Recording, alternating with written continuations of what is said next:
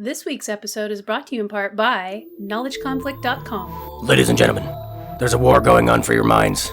There's a war going on for your money, with your cryptocurrency and your moon cheese. The folks over at iTheShow.com are going to talk to you about all of this so that you can protect yourself from the war and the slaughter from the globalists. So listen up. They have all the answers.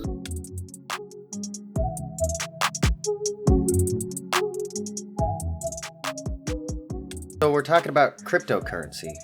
Yeah, it's sort of, well, for those of you who don't know, I've had a blog for 4 years on the world's first social media network based on the cryptocurrency blockchain. It started out as Steam, and then there was a hostile takeover by this guy named Justin Sun, who bought a backdoor stake from the creator of Steam, which then all of us left and became Hive, and that is probably why people, I noticed the mainstream is starting to take notice of crypto, and the way I know this is some ex-girlfriend of my cousin's is trying to do this whole boss babe thing on Facebook, where, hey girl, Bitcoin, look, if you had bought $100 in Bitcoin in 2010, you'd have like millions now, blah, blah, blah, and Ethereum is guaranteed to go to 1,000 by the end. And when I start seeing this stuff, Brady, sorry, I'm rambling. Oh, that's okay. But as someone who's been in crypto and watched the Wild West of it for many years now and has quite a stake in a lot of things, it just frustrates me when people don't look at basic economics. It's like, this is a new thing. It's an amazing thing because it promises complete transparency and privacy, but because it's decentralized,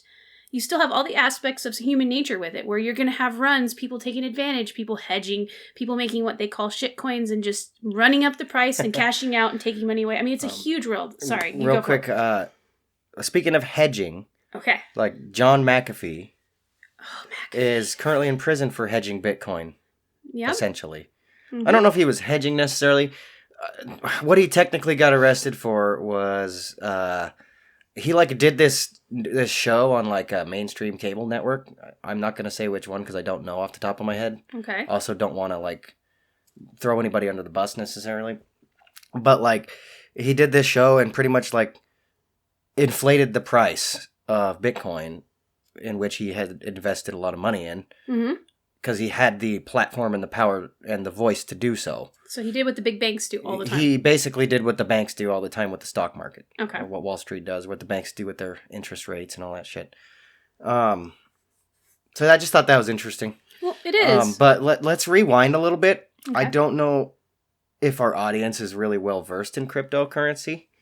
I know for a fact I'm not extremely well versed in cryptocurrency. So how well do you really know it? Do you know it well enough to kind of explain the basics to people who don't really know what it is? I can give it a shot. Cryptocurrency is based on the blockchain, which basically means a new block is created. A block of what? Cheese? Well, in a sense, it's just a written block that cannot be changed once it's done. And you have what are called block of code? Yeah. You have like stakeholders and they have a consensus. They're called witnesses. And each witness has a node, which manufactures the cryptocurrency according to the white paper's terms. Like it's really not that easy to understand. And I mean, that's like the real technical side of it. It is. Well, but people need to understand how it works before they mortgage their house like they did during the last run to buy Bitcoin. Yeah. Well, people are used to the stock market, which is real simple.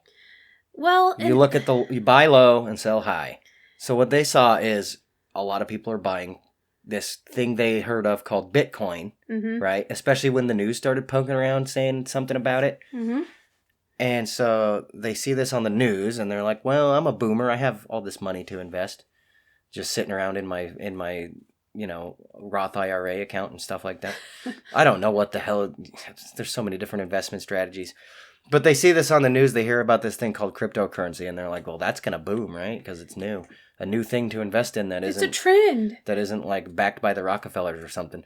So they're like, well, it seems to be a low price now. I'm going to buy this. So yeah, you had all these people mortgaging their houses. They were borrowing money on credit cards to buy Bitcoin. Yeah. And it's like Bitcoin is not even...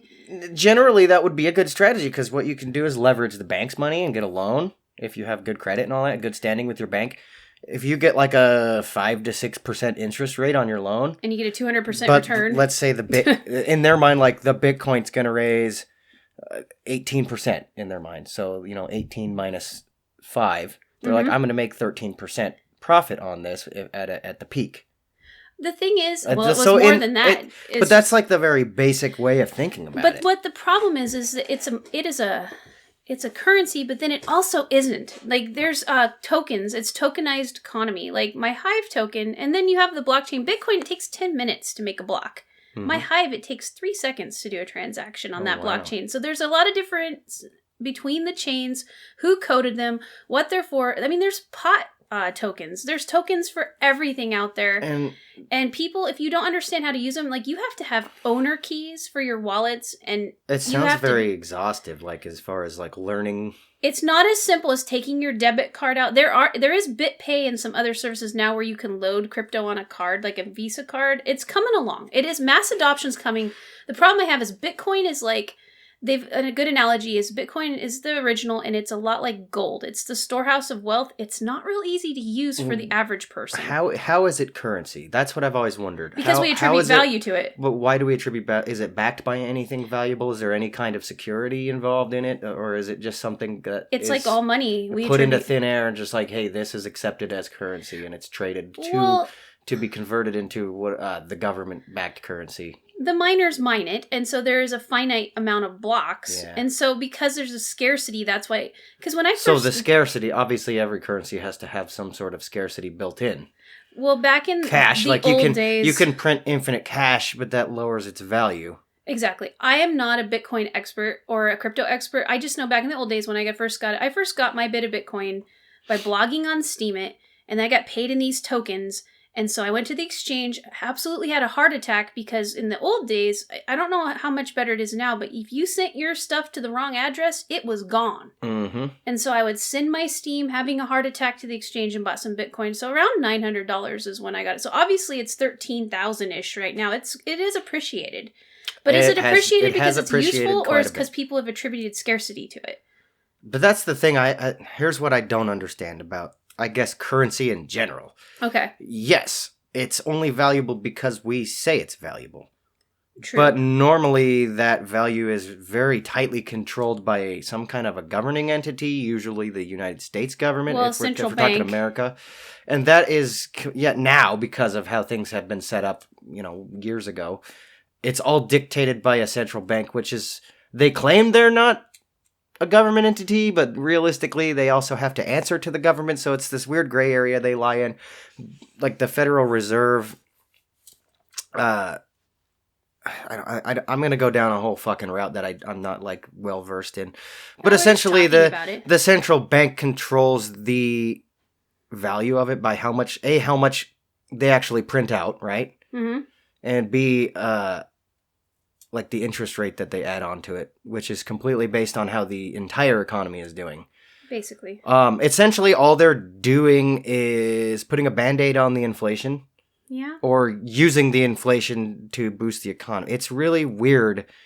Not even like financial experts understand it. Well, they're trying. I don't even think the central bank themselves understands what they're doing in the long term. Yeah. They just know what they have to do right now because of the market stands right now. Well, I think they meet and discuss it. The whole point of crypto is to take the control out of the hands of the few and to put it into the hands of the many. Like Monero is a type of crypto There's so many that is not like trackable, and it drives governments nuts because that is the whole goal, is to track so that you can take a part of what people create. That's why governments exist in the modern age, is they want to take a chunk of your money.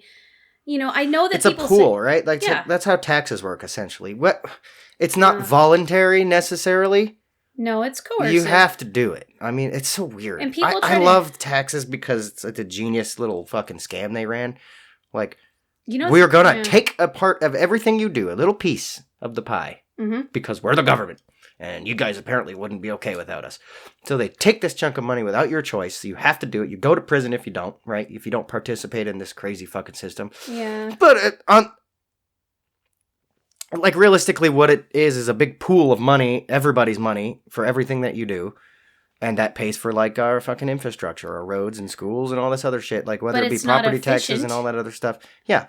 Other problem is, I think I've talked about this before, we have zero control whatsoever over where that money is spent, how that money is allocated. Doesn't matter. They do the thing. We're supposed to just trust them. It's almost like a religion. There's a blind faith involved that the politicians that we've elected or not elected in some cases are are going to handle that well and put it in the right places. And now we have this problem where everybody seems to agree unanimously that this money is not being allocated in the right places. But yet we can't agree on solving the problem because we're so divided into our tribes. And or we're so integrated, or we're so what is the word I'm looking for? As far as the system, we're segregated into we're segregated. Really. But the system itself has been integrated into our lives so deeply. Yeah. You don't even think about it. That we don't even think about it. We just participate blindly and then bitch when it doesn't go right. But we don't know how to change it. You and I can't print more money when we blow our budget. And they haven't even passed a budget since, I think, 1996. What is a budget for them? They just spend continuing resolution. Yeah. That's what it's called. Mm-hmm. Oh, we need money for this. Well, the other day I found out my school superintendent sent me this email. And she's probably sent it to everybody. They sent it to everybody in the district. That, hey, thanks to this Rona money, it's Rona money, stimulus, Rona money, look, that was passed way back in, what, was that March? Stimulus? I think so, yeah. And then there's this money for up to $3,500 a family to get computers and technology stuff for each school child in the district. You just have to fill out an application. And I was thinking, my goodness, buying 2 computers for $3,500 blows my mind, my frugal nature. You can get a pretty decent laptop for $300 to $500 now. Yeah. For just, if you're not gaming. Yeah, that's what I mean. For just school. If you're not like this top tier video production. Yeah, just talking about doing Zoom meetings and Google Docs. Yeah, I mean, a Zoom meeting, dude, you can do a Zoom meeting on a $15 smartphone. And that's my point. The waste is just absolutely astronomical to me. That's government for you. Well, and that's where crypto was supposed to bridge the gap, where people had a say. They got to self-determine a little bit, at least when it comes to finances and how things are funded. Like, my Hive ecosystem is supposed to reward content creation. Mm-hmm. Well, for years, there's been battles with spam, with people gaming the system. People with whales, they're called. A whale is someone that has a massive stake in any cryptocurrency. We're talking millions of tokens.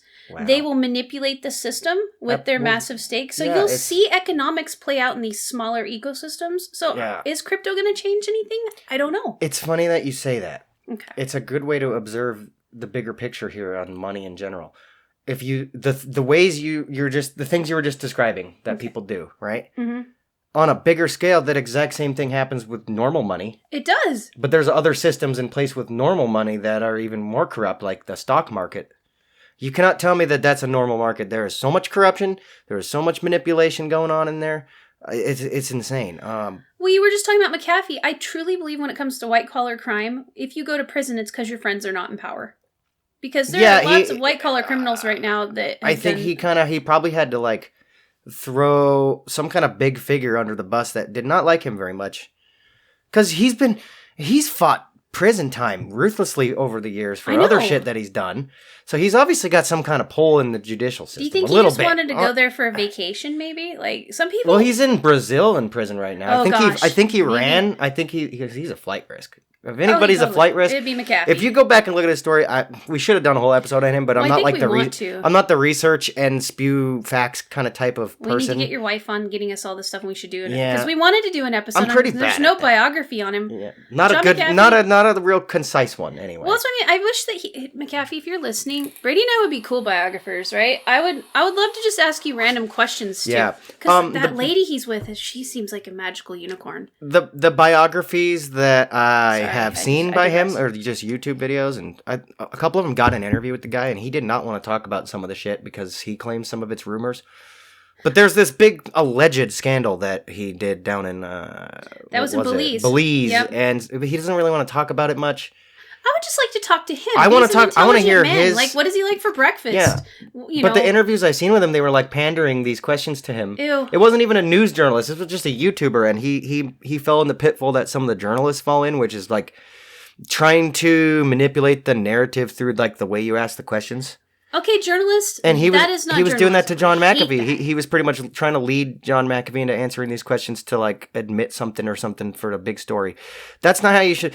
If I interviewed him, I would just be like, I just want to hear your side of the story, and then I'll ask questions based on what you said. I like to get a sense of people's self and so a lot of times when I meet someone, he could be full of shit though too. Well, I don't know. When you meet someone new though, he's done a lot of drugs. A lot of times you just pick something that you're talking about. Like you're like, hey, that piece of meat right there, it looks pretty tasty, eh? Yeah. And sometimes you'll end up with a discussion about their childhood in Dorset with sheep. Like I think in the 21st century, people are tired of disingenuous interviewing topics with an agenda.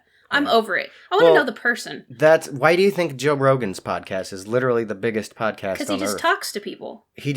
Especially, mostly because it's these enormous celebrities most of the time. It started out not quite as much of an enormous celebrity. He had some like abrasive figures on, they're trying to cancel culture him because of it, sure. Yeah. But now it's like he just had Kanye West on, who is, by the way, running for president as an independent party in 2020. Big Easy. He's been completely buried by the media. It was like mentioned a few times and that was it. Yeah. But he got on Rogan, and Rogan's able to, without pushing a narrative, just ask straight questions and give Kanye a platform, or any celebrity for that matter, a platform to just speak without being pandered, or narrative. Without being narrative driven. Basically, without any of this weird, the way the mainstream news does interviews, and then you get only 30 seconds to answer, and then you move on to a commercial break. Highly produced bullshit, pretty much. Well, none of that. So that's why Joe Rogan's show's so big, because it's just free talking for as long as it needs. Like, and it's not clickbait. Yeah, like when he had... It's not designed for clicks. Not at all. It's all organic. When he had Bernie Sanders on the show, nobody had given Bernie a chance to talk the way he talked. No. Because all he was going on was these political circuits, right? Yeah. And those are covered highly by the mainstream news, CNN, Fox News, MSNBC. And then you got all the weird internet ones now, like Huffington Post and all that shit. Yeah, Salon. So, but it's all just this, like, you get maybe a maximum of 2 minutes or something to talk about what you got to... And then the news flips what you're saying into whatever fucking political narrative they're trying to push. You can't get the context of someone's beliefs in a 30-second soundbite. No, especially when it's being molded into some kind of narrative that's what they're good at. They're very good at doing this. They've done it for years. Yeah, and then they push ads, like they try to sell you pills in the meantime, have nothing to do with anything. Well, and I think that's going back to Bitcoin. One of the problems with crypto, no one knows who invented Bitcoin. The guy, you know... who fucking did? Well, it's like, what's his name? Or maybe it was like a group effort. Well, and the whole point of it was... Maybe it was the aliens. You know, I've been thinking about that.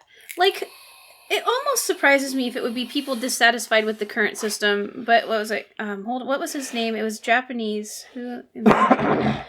Let me look here, because it's really bugging me. Yeah, Satoshi Nakamoto. And it's funny because... I like that name. Nakamoto. Japanese, sorry to digress a little bit, but Japanese names are freaking epic, man. And they're fun to enunciate correctly.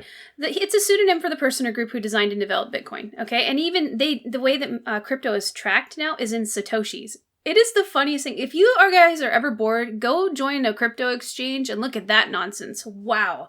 There's so much going on. People have become... I wouldn't even know where to start. It's overwhelming. That's kind of why I was hoping to do this as an episode. We haven't done like a straight one topic episode in a while. No. And so I think, this was a perfect one to do because I personally don't understand Bitcoin very much. I wouldn't even know where to begin to start understanding Bitcoin because there's so much information out there and not a lot of like step-by-step guides either. And it has its own language, crypto does. That's the other thing. Because it's a real big learning curve. The top ones are, you have Bitcoin, and then there's things called forks. When the blockchain forks, that means it has a new set of protocol that it runs under that all the witnesses have agreed to, okay?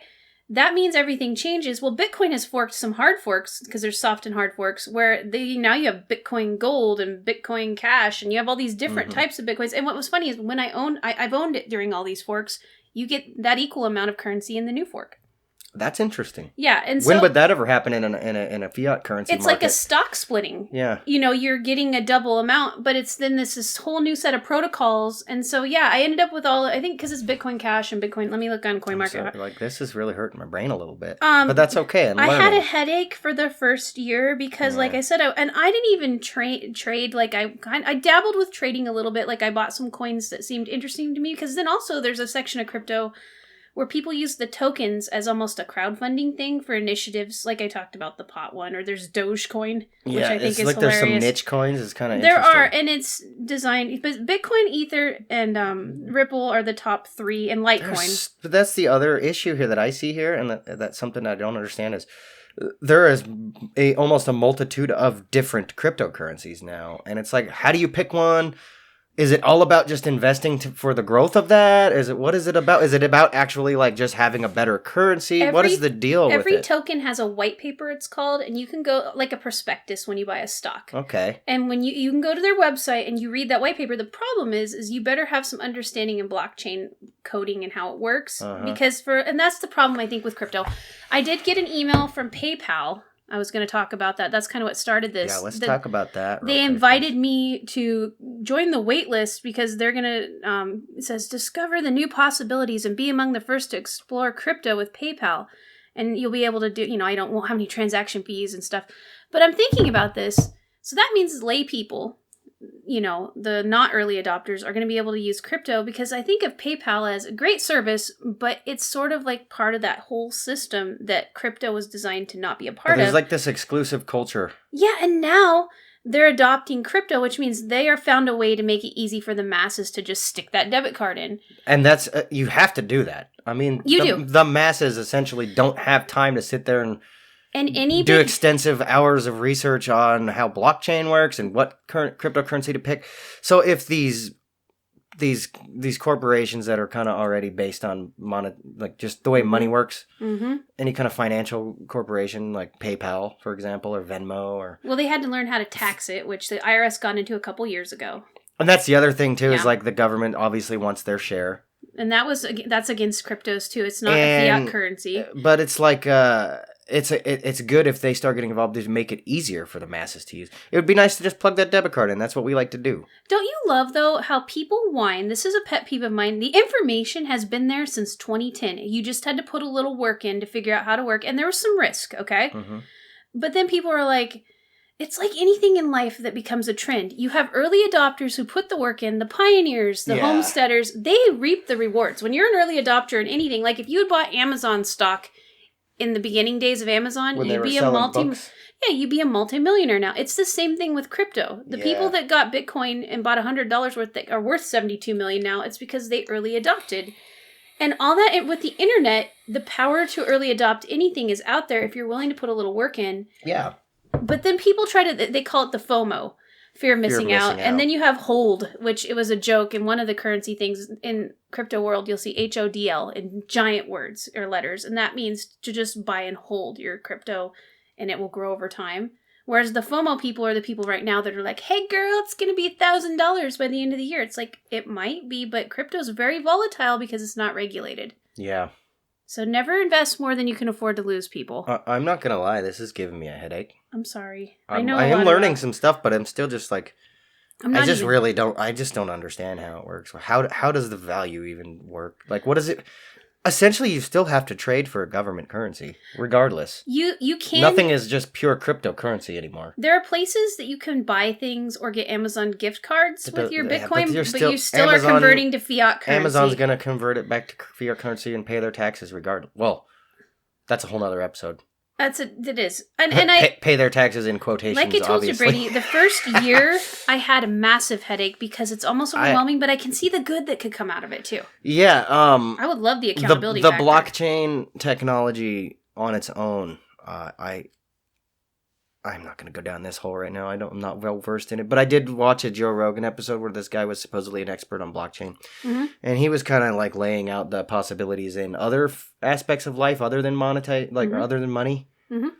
Oh, it has other uses, and so I'm excited to see where blockchain goes because of its like the way it's encrypted and stuff like that. Well, have you heard of gamification? Gamification? Like on our Hive blockchain, there's a game called Splinterlands, which kind of reminds me of Magic the Gathering a little bit. Is this just a way to mine Bitcoin or something? Well, what it does is gamification is creating tokens for people who play video games or games anyways, and they're paid with these tokens that actually have tangible money or worth money. So gamification. They're not just worth an imaginary amount that is only related to that video game. In Fallout, you have your bottle caps. Yeah. You know how people in China are like hacking those and selling them to people, stuff like that. Yeah, because you have to actually with real money buy. If you guys don't understand how this works, I don't know what our age group is for this, but there's a lot of video games now, like pay to win is what they call it. Yes. Where there's a special currency within the game, in-app purchases gold bars required. Or diamonds or whatever they call it, right? Yes. You have to pay real money for these things in order to buy special things in the video game. It's atrocious. A lot of people really don't like it. But there's also a lot of people who take advantage of it. Gotta get that skin. It's a weird thing. It just started the last 5 years, really got big because I think it started on phone games, on in-app iPhone purchases, games and stuff. Candy where Crush. you guys have all seen it, if you've ever played a phone game where it's like, you can only play for 10 minutes a day unless you pay for these little diamonds or whatever, those power-ups. You get like $5.99, you get 100 of them, and then you can keep playing until you run out. Or you buy certain things in the game to make the game easier. It's really... Those are called microtransactions. I've always felt like it's predatory. I've heard it referred to as... it's called crack den gaming. Yeah. Because you get addicted to this game, and then you go to your crack den and your dealer, and you go, give me like 20 more minutes, man. I'll give you $1. Oh, God. And so...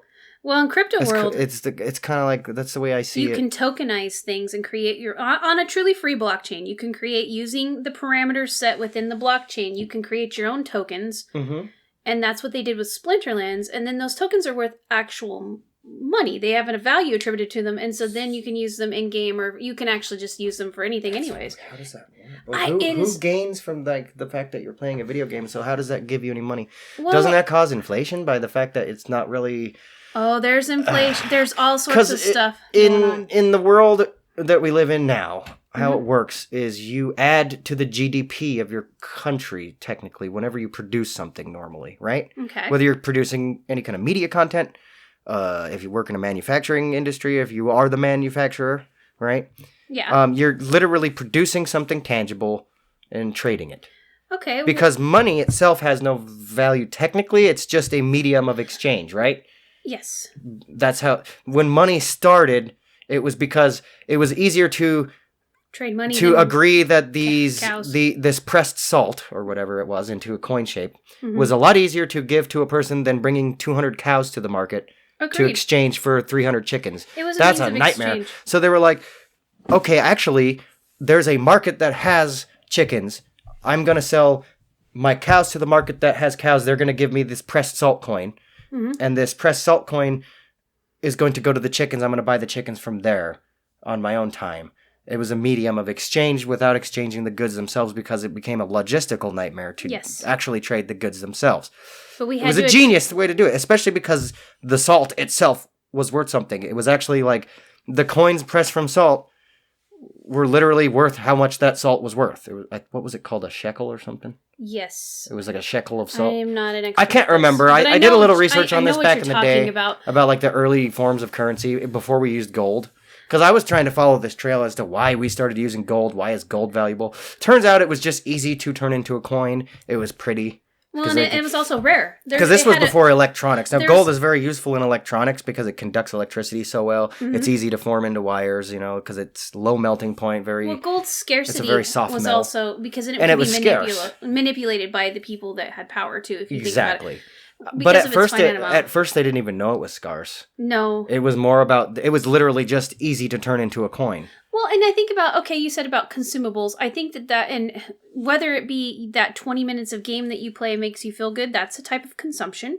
And you can attribute value to that. Like on my Hive blockchain, we create content, and by content, videos, blog posts, pictures, art, and people upvote it based on their stake determines how much money you actually get paid. You're essentially just paying people to look at their art if you like it. So it's a yeah, it is kind of like it's a very But you also earn APR. You earn an APR on your stake as a Hive. Is the APR based on just the inflation of, or not inflation? It's a combination. The growing value of the Bitcoin or the cryptocurrency. It's a combination of a lot of factors. I don't claim to be an expert. This is where I get lost in it because it's very complicated. It's not a normal form of currency and how the value is attributed. That's where it confuses me. Lay people, because I am not a crypto expert. I just know how to navigate the surface of that world because I've spent 4 years doing it, and that's the problem.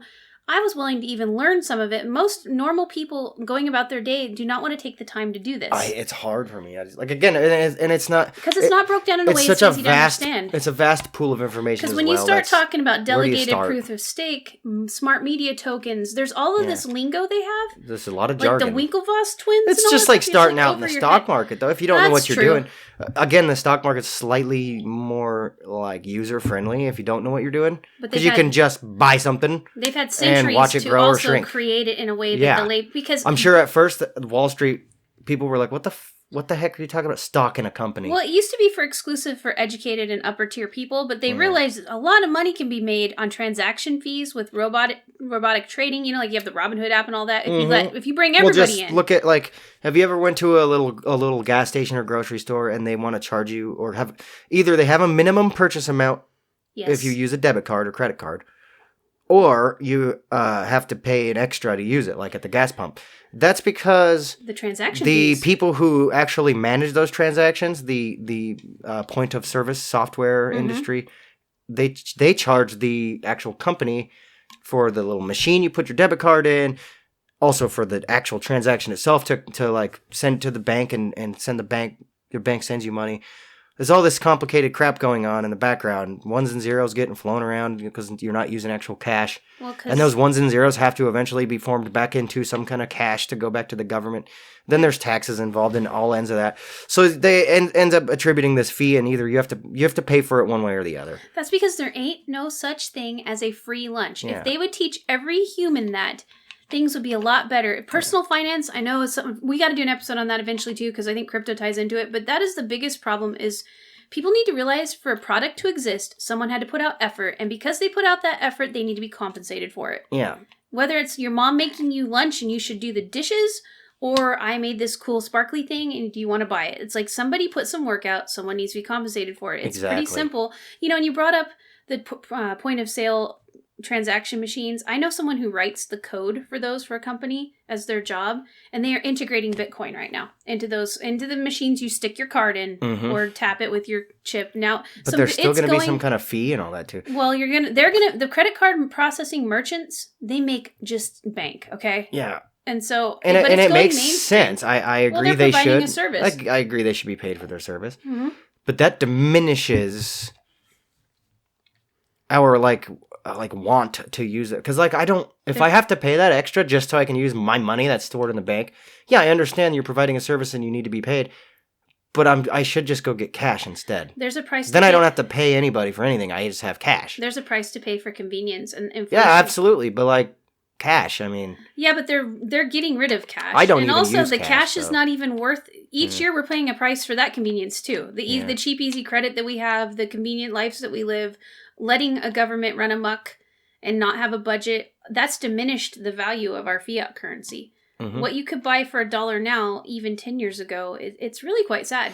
Just in 1 year. The inflation of our currency is something I've been paying attention to a little bit. Mm-hmm. It seems to be... The last time I checked, it was about 6% a year, roughly. This is a complete rough estimate. Yes. That's predicted to go up to 10% a year in almost no time, especially because we just printed out of thin air. Yep. We didn't have that money laying around, but we printed trillions of dollars. Can you guys even fathom a trillion? I've talked about this before. A trillion is such a big number, I can't even imagine a trillion of anything. Okay? Maybe grains of sand on the beach, but I don't know the actual number of it. It's just a lot, right? Yeah. So in my mind, a trillion is just a big fucking amount of money. There's some really and they neat printed videos it. They on just YouTube on it. They just added it into the economy. It's all digital now anyway, so it's not like they even had to print the cash. They just printed it. The central banks or the Federal Reserve made a deal, and they're like, okay, we're gonna add this much money to the economy. Well, that money exists now and it can be used, but guess what? Now that money's worth less because there's more just added into it. Well, and if you look, a it's simple like way dilution. to look at this is Dilution's everything went up by to 10%. My husband's favorite cheesy poof popcorn stuff was $2 before stimulus. It is now $2.28. Yeah, it's about 10%, which is your $6 to $10. You know, but that inflation is going to stay current because guess what? They didn't take that money back out of circulation. It's just there forever now. So it's diluted. The concentration of monetary value is now diluted with more cash, right? There's a book that. So guess what? This. That 10% is forever now until they figure out how to solve that inflation. The only combat they have for that inflation is how much money the central bank loans to the other banks. Or not how much money they loan, but the interest rate they loan it at. Mm-hmm. So the banks actually have to pay to get money to loan out to you now. And they can control the inflation slightly with that interest rate. That's how the federal interest rate is this or that or the other thing. People talk about that a lot. Well, and I think on the news. If you don't really understand it, you should look it up a little bit. It's madness. I can recommend a book that I used to homeschool my children. I sent them into the public school realm because I think all humans need to learn how to interact with other. I have my own philosophy. We can talk about that sometime later. But I am not one of those homeschoolers. And if you are, that you homeschool for religious reasons or you want to spare your children from the world, I'm not going to mock you for that. That is not why I homeschooled. I wanted my children to grow up believing they could become who they are without being told they had a learning disability or they were pressured by their peers to like candy or something. Yeah. I wanted them to have that time, and then I sent them out into the world. But one book I used to teach them economics was called Whatever Happened to Penny Candy. And it's an Uncle Eric book, and it is written at about a 6th grade reading level. And honestly, if there's one book you could read that will explain to you about, it talks about what you're talking about, how the Romans, what inflation actually is, where they took the coins and chopped them and made them less metal in them, silver. And it talks about why penny candy is now a quarter.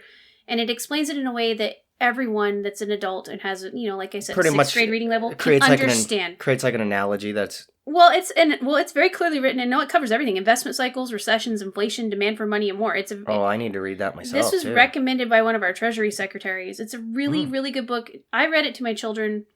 You can get it at the local library, I'm sure, because I think that's where I got it. Because I never buy anything. I'm going to add that to my book list for sure. If I can just recommend it is an amazing book for understanding what money is, how it works, and how to live your life, with your money. I still don't understand why they don't teach this in school.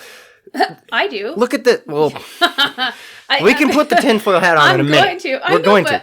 But on the surface level... There's no other reason why you wouldn't teach it. Let's talk about the surface level real quick, okay? Surface level. Everybody knows when you become an adult, and even sometime before that, you're going to be using money. True. That is what makes the world go round right now. I swear to God, if all the money disappeared, the planet would probably cease to exist. I swear to God. No, we just make new money. Obviously, that's not how it's really going to happen. Yeah. But, we all use money at some point in our life, unless you're, I don't know, there's some Buddhist monks out there that probably don't. To be alive is to consume, you need some form even of if you lived off the land, you still got to pay the government some kind of money. You're going to use some kind of medium of exchange. You can't produce everything you need to exactly. live. You can't. But nobody teaches you how it works. And it's supposed to be your parents that do, because obviously the school doesn't. You go to economics class, again, I've talked about this a lot. You go to economics class, they're going to teach you stuff based on the assumption that you already know the fundamentals of money and how it works.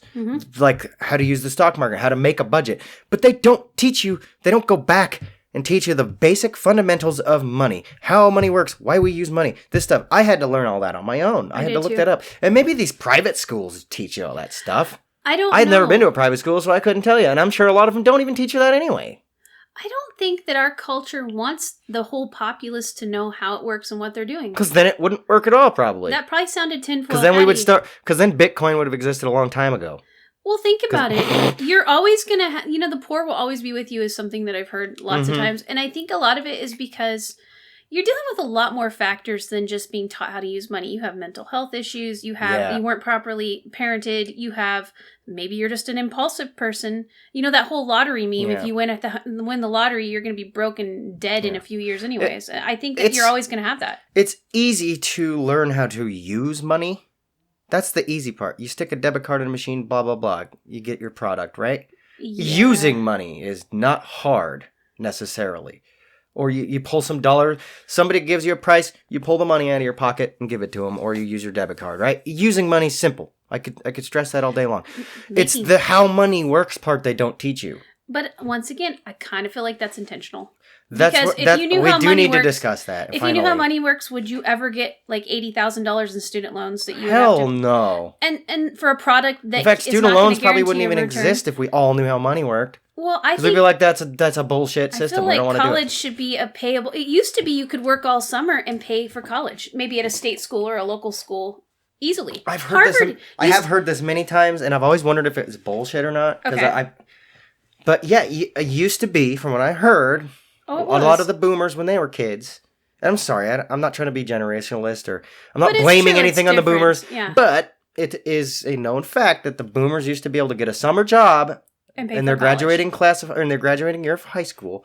And because they were still living at home, let's assume, even if they're charged a couple $100s in rent at home, like I was, you were still able to make enough money to just pay for your college.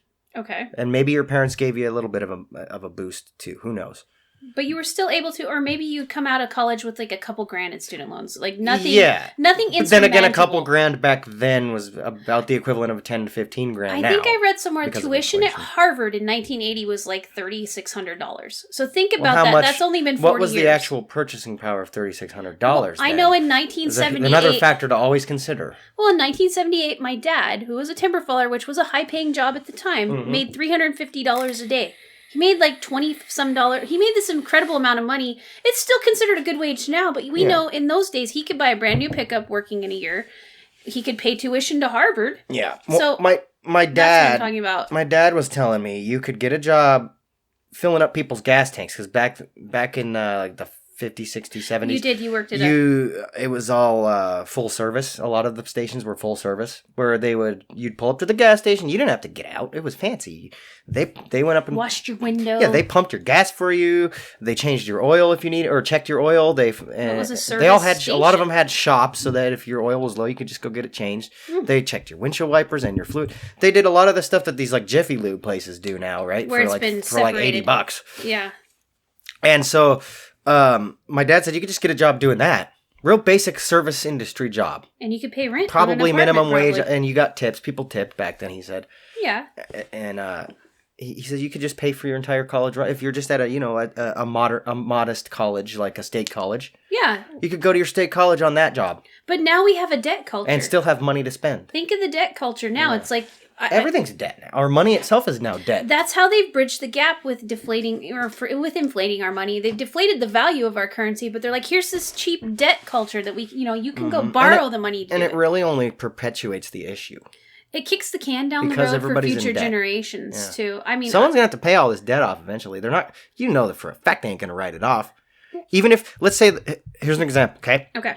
Biden and one of the big things that the DNC, the Democratic National Convention, one of their big things they like to talk about is erasing college debt. Student loan forgiveness. Yeah. Yep. Either they're going to print money from the central banks to do that, which inflates the price of everything and it deflates the value of the currency, right? Mm-hmm. Or they will try to strike a deal with the banks you owe money to actually just erase that debt. Literally just, okay, it's gone now. You don't owe us the money, and they bite the bullet.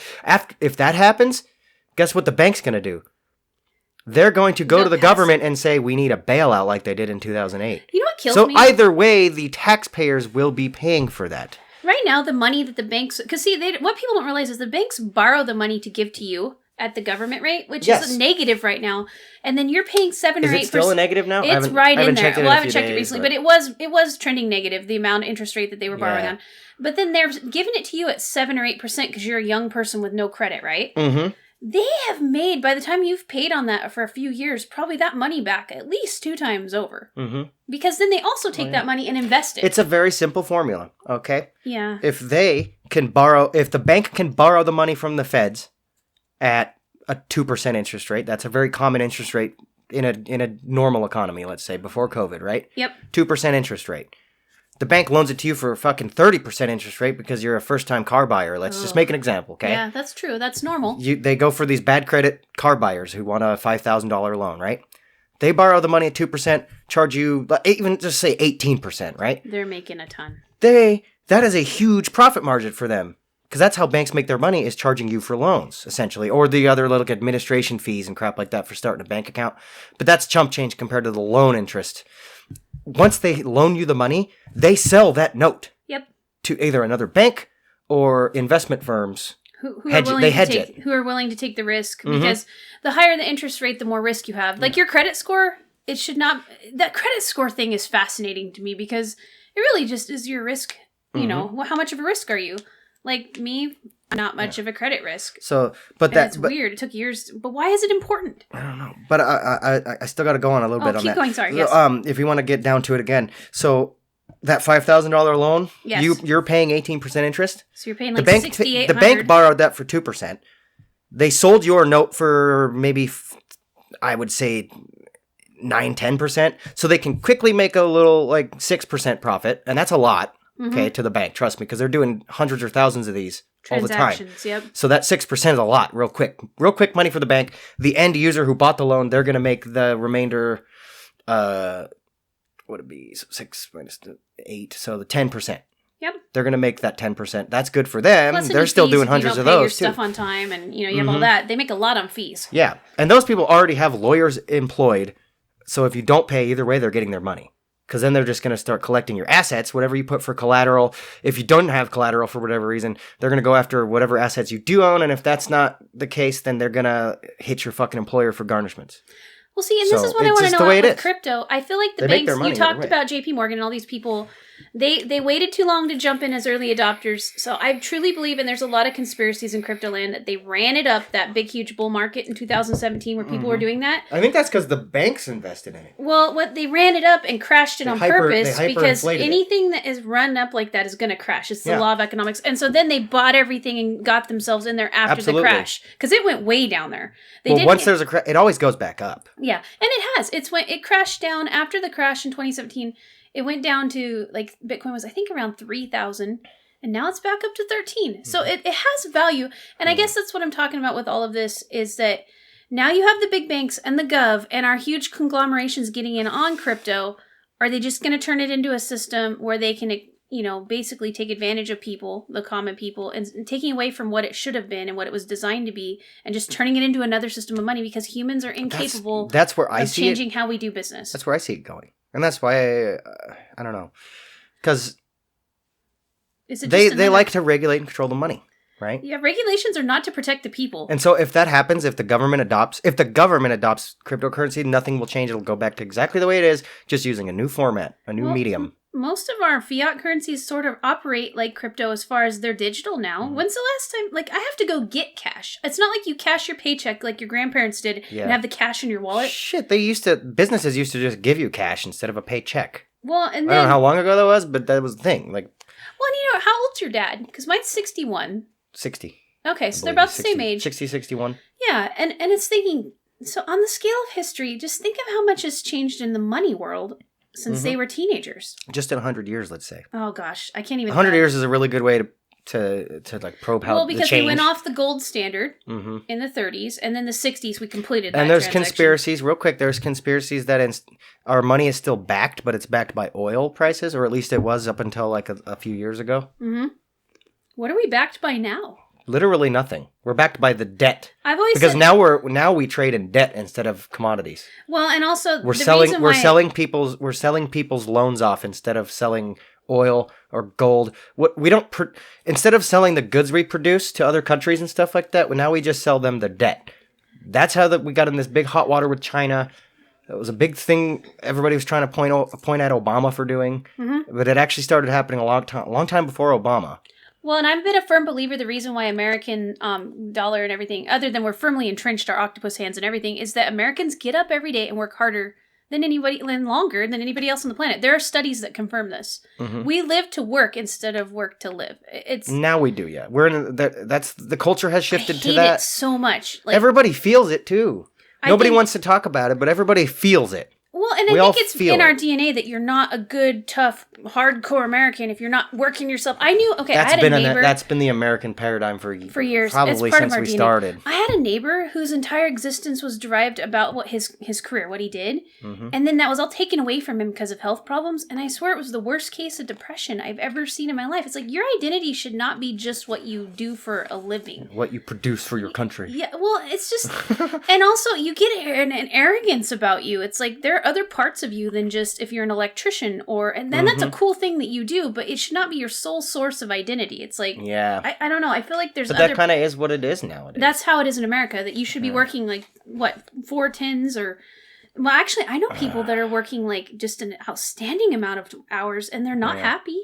Well... Do you know anybody that's happy working that many hours? I don't know anybody who's happy working any hours if they're working for somebody else. Well... Everybody claims they're happy, but come on, at the end of the day, when you lay your head down that pillow, everybody probably just goes, God, I gotta go to work again tomorrow. If you love your job. I'm happiest helping other people just to help them, but I would rather work for myself. I think think that's just... Unfortunately, not everybody can work for themselves. Well, what would happen if we all did, though? I don't think most people can don't think handle there's it. room. There's not room in an economy for that. Yeah, I don't. Oh, Speaking of we're laughing because there's a Sasquatch in the room. Yes. And he's I can't even comment about what I'm looking at right now. So that's beautiful. Okay, that's Tom. Hi everybody. So I don't know. I don't think that like everything that we talk about, and I think that's something that needs to be said in the podcast here and everything, there are no easy answers or solutions to any of life's problems. Yeah. Are there? I mean, no. Like money. Not anymore. No, and I think everything's a lot more complicated now. There's so much data to comb through, and then you have to make extrapolations on the data, and then you can mess up there because of your biases, and so it's like, should you even try? Should you just sit in the yard and sniff mushrooms? Like, would that be fun? Is the person... You could. Well, you're not going to make any money doing that. I know, but maybe that's the happy... You know, you that's read something about you people can go do. That cloister themselves in Buddhist monasteries in Nepal. Are you happier because you just don't care? But they gotta, like, farm bees and stuff to eat. It's still work. You can't get away from work. I like work, Working is kind of just a way to survive anymore. But because, like, let's take everything out of the equation, right? Okay. All the equation. Let's say we're cavemen, right? Still gotta work. There's no monetary system. There's not even a system of trade imputed into the world yet. You're just surviving, okay? Pure survival like any other animal usually does. Monkeys don't trade, okay? Let's say we're monkeys. But do they not? When you wake up in the morning, assuming you are a creature who sleeps, what do? Eat, defecate, breathe, you have to. sleep. You have to. Four-pronged life. You have to consume a biotic, or God damn it, you have to consume some kind of biomass. Yeah, you have something to have that was once alive or is still alive. You have to put that into your body in order to create more cells for you to keep living. Right? Mitochondrial That energy. That is literally the way of life for every other animal on this planet, other than us. Then you perpetuate your species through you have to procreation. But that's the thing. You don't even have to reproduce. You have an instinct to do it. But you don't absolutely have to. But on a fundamental level, your cells have to do it, and I think that you can't have you have to have that desire. All species. Well, you have a desire, yeah, that's built because in. your cells are doing it. Something to do with DNA. There's something, I don't know. Mitochondria. I'd love to ponder it. It's really fun, but that's not this episode. And then you have waste elimination that happens in every species. You do have to poop. You do, and then you also have to sleep. Yeah. All animals. And drink water. So essentially, that's food. That's part of food. You're that's still, part of nutrient. You're still working. No matter what, you're going to be expending energy. You're trading energy for, staying alive. Essentially, so either way, you pay to play. We made it harder to change the way we do things. So for comfort, think about everything we do though. Was it easier to go out and just worry about getting food and a water source every day and a shelter? I don't know. Was it stressful back? Was that stressful? I think it was. Have we just raised have we raised our threshold so high that our normalcy now is like something that would have exploded a caveman's brain in its complexity?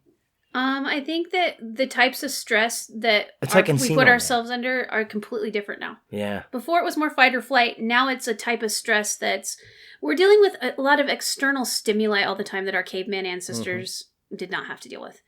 Think about the amount of information that is thrown into your cortex every day. And aside from a select few things happening, like the ability to travel space and explore, and all this other amazing feats we've done, what really matters? Like, what have we really done?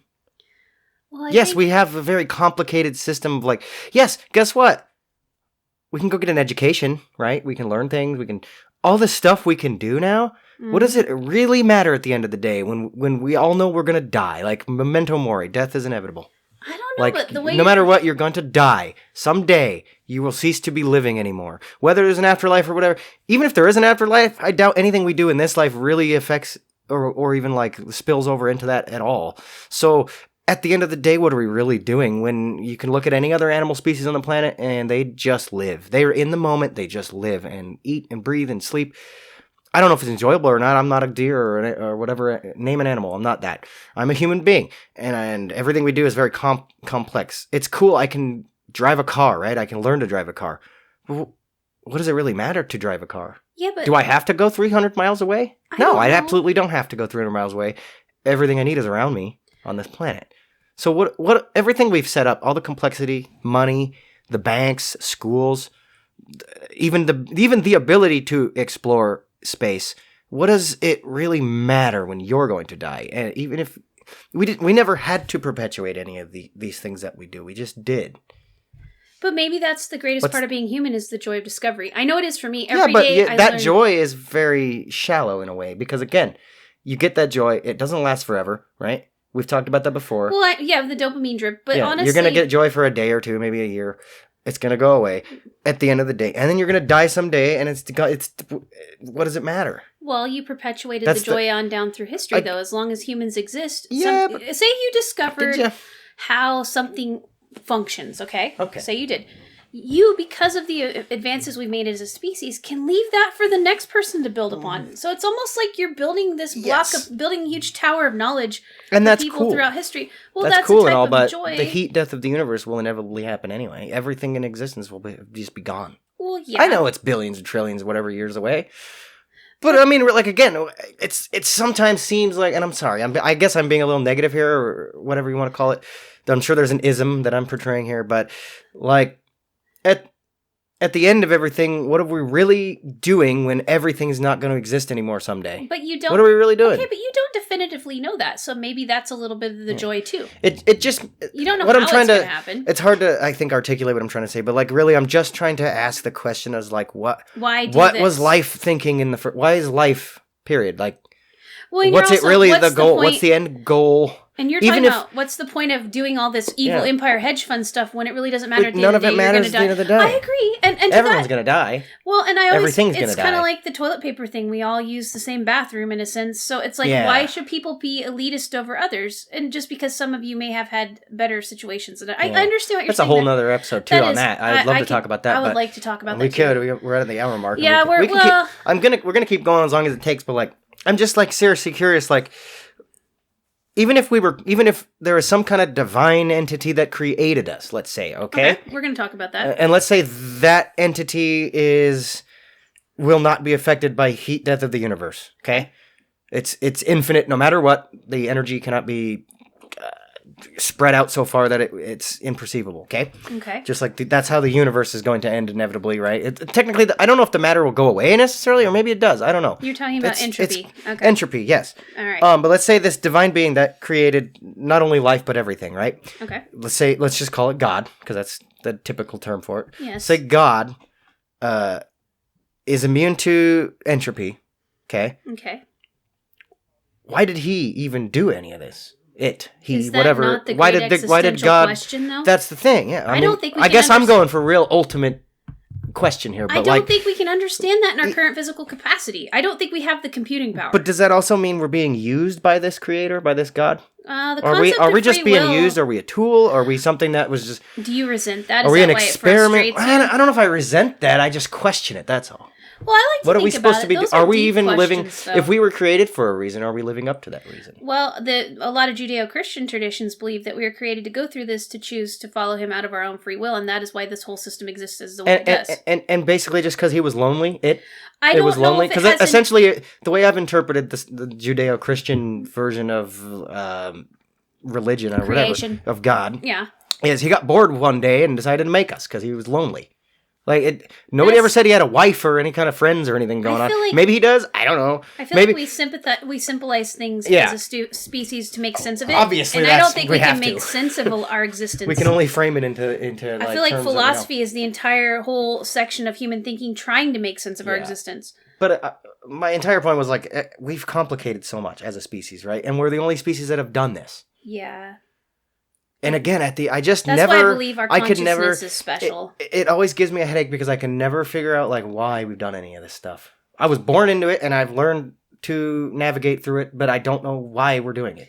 You want to know the ultimate why? Did I really have to learn math?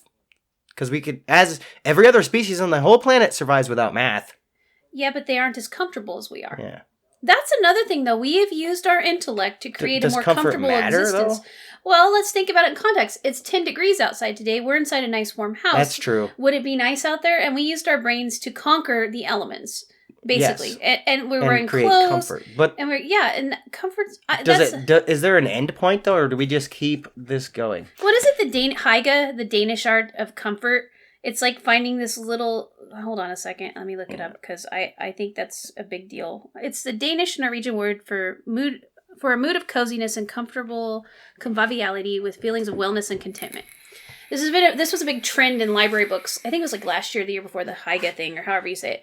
Yeah. And I feel like that is a large part of what we do as humans, is we try to overcome, like you said, okay, the deer outside. We have extended our lifespan beyond what we actually should live as primates. Mm-hmm. Quite a long ways. Because we're like, hey, I'm not going to accept I'm going to die of that tumor. Or I'm not going to accept that I'm going to die of frostbite. Or I'm not going to accept that that lion's going to eat me. And we created tools to help us overcome that. We've come a long way in that. Yes, and I think a lot of it is seeking comfort. Those are biochemicals. I think a lot of this goes back to biochemicals. Are we really just driven by this, like, all these biochemicals? And that brings us to the other question I asked quite a while ago, I think, on an episode, was like, do we really have free will? Are we really just being driven by these needs and desires and emotions and all these biochemical reactions going on, all these electrical signals flowing through our brain, or flowing? I guess circuits are flowing, right? But anyway, where does free will? Where's the line between free will and like satiating these like instincts? Where's that line drawn? I'm just thinking that we have an episode that is called Metaphysical Cryptocurrency, because once again, I feel like crypto arose out of corruption, which is, once again, like to combat corruption. Well, to be alive is to live in a corrupt system according to religion, correct? Uh-huh. And so I feel like every time their corruption becomes too great, something comes along that somebody creates and says, you know what, I'm going to combat it with this ingenious idea I have. Uh-huh. Innovation. Innovation. And maybe that's our superpower. As humans will innovate. That is our superpower. We innovate through adversity. I know that's probably some corporation's tagline. Yeah. Sorry, copyright infringement. Think about that as a good point. Innovation is how we've survived. We're not biologically equipped to really survive much of anything out there in the world. Not. We don't even have hair on our bodies covering our bodies. We absolutely had to innovate to survive in this world where everything wants to kill you. We've talked about this before. And again, then we innovated beyond our own limitations. We left the planet. We left the atmosphere. And soon we're going to innovate an entire new form of resembling life called artificial intelligence. It might not walk around the planet, but it will exist as some kind of a thinking thing. We already have a form of it on our phones and our. Or we maybe just like, I don't even know, because we're kind of replicating the way we think with AI, right? I'm waiting for it to become more sentient in the sense that it will just going to be better at it. It'll be better thinking than we are because it'll have more capacity. Yeah. But essentially, it's still just thinking. Is there anything beyond that? I don't know. Is there anything beyond innovation, or is this the fucking pinnacle of what life can produce in the universe? And because we're nefarious, because we are humans at our core, we're always trying to outdo everybody. I think that's why we've always attributed in science fiction that AI will be nefarious towards us, but powerful. It's fun to have a villain. Well, it is, but I don't even think it will be. It's a perfect villain. It truly is, but we are the villain. That's what we're attributing to this construct that we created. Is that, well, that's like the Frankenstein's monster thing. Yeah. It's a story as old as time, almost. It is, and it's not going to go away because we're the authors. Yes, again, we are the authors. We are creating this artificial intelligence. It didn't just pop out of. It wasn't a species that evolved necessarily. Here we are. It's something we are. Realm again. Yeah, we always do this. Dang it.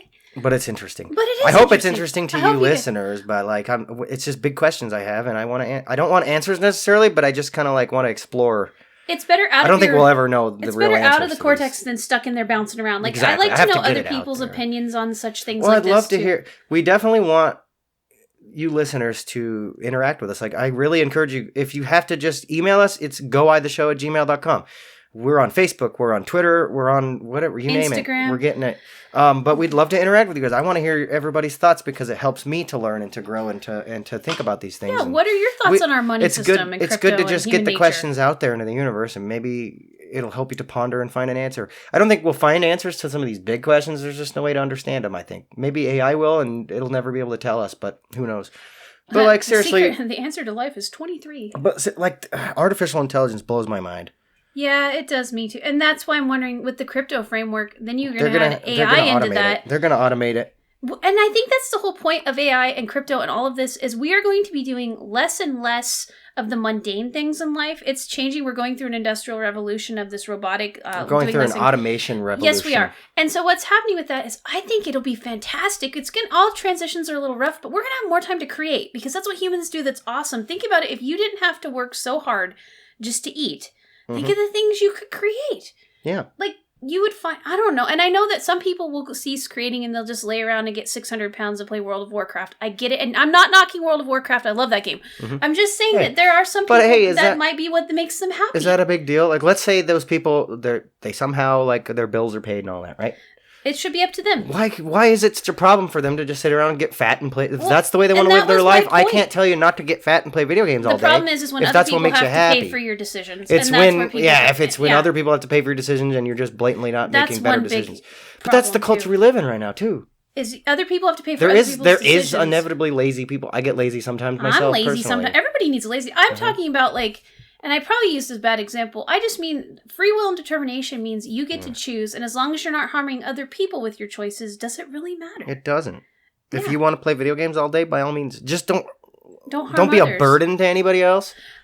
It's not fair. It's not cool. It's just not cool. Well, I know. Just put it that way. Lots of people that is literally what they do with their lives, and you know what? They're happy doing that. A lot of people now make money playing video games, and that's really cool. How they figured that out. That's innovation. We could do a whole video game episode because I've hated growing up. Video games are awesome. Though. People talking about how like violent games led to people being violent. Blah blah blah blah. I heard a lot of it when I was little. It was that whole what was that called? The panic over music and satanic panic. Oh my gosh! Well, what a fun time! I was pretty small when that happened, but I do remember there was just a lot of like moral righteousness floating around, and people were just. Well, I guess we have it now too.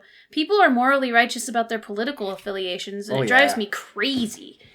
There's a lot of moral righteousness going on. We a lot have of the virtue internet signaling. Now. Yeah, the internet amplified everybody's virtue signaling to like the 2 millionth degree, and it's like whatever. It's a lot of noise. Well, there's so much noise. If Instagram talks to me one more time about voting, I'm probably going to put the I voted sticker on my butt crack. I'm so sick of this vote thing.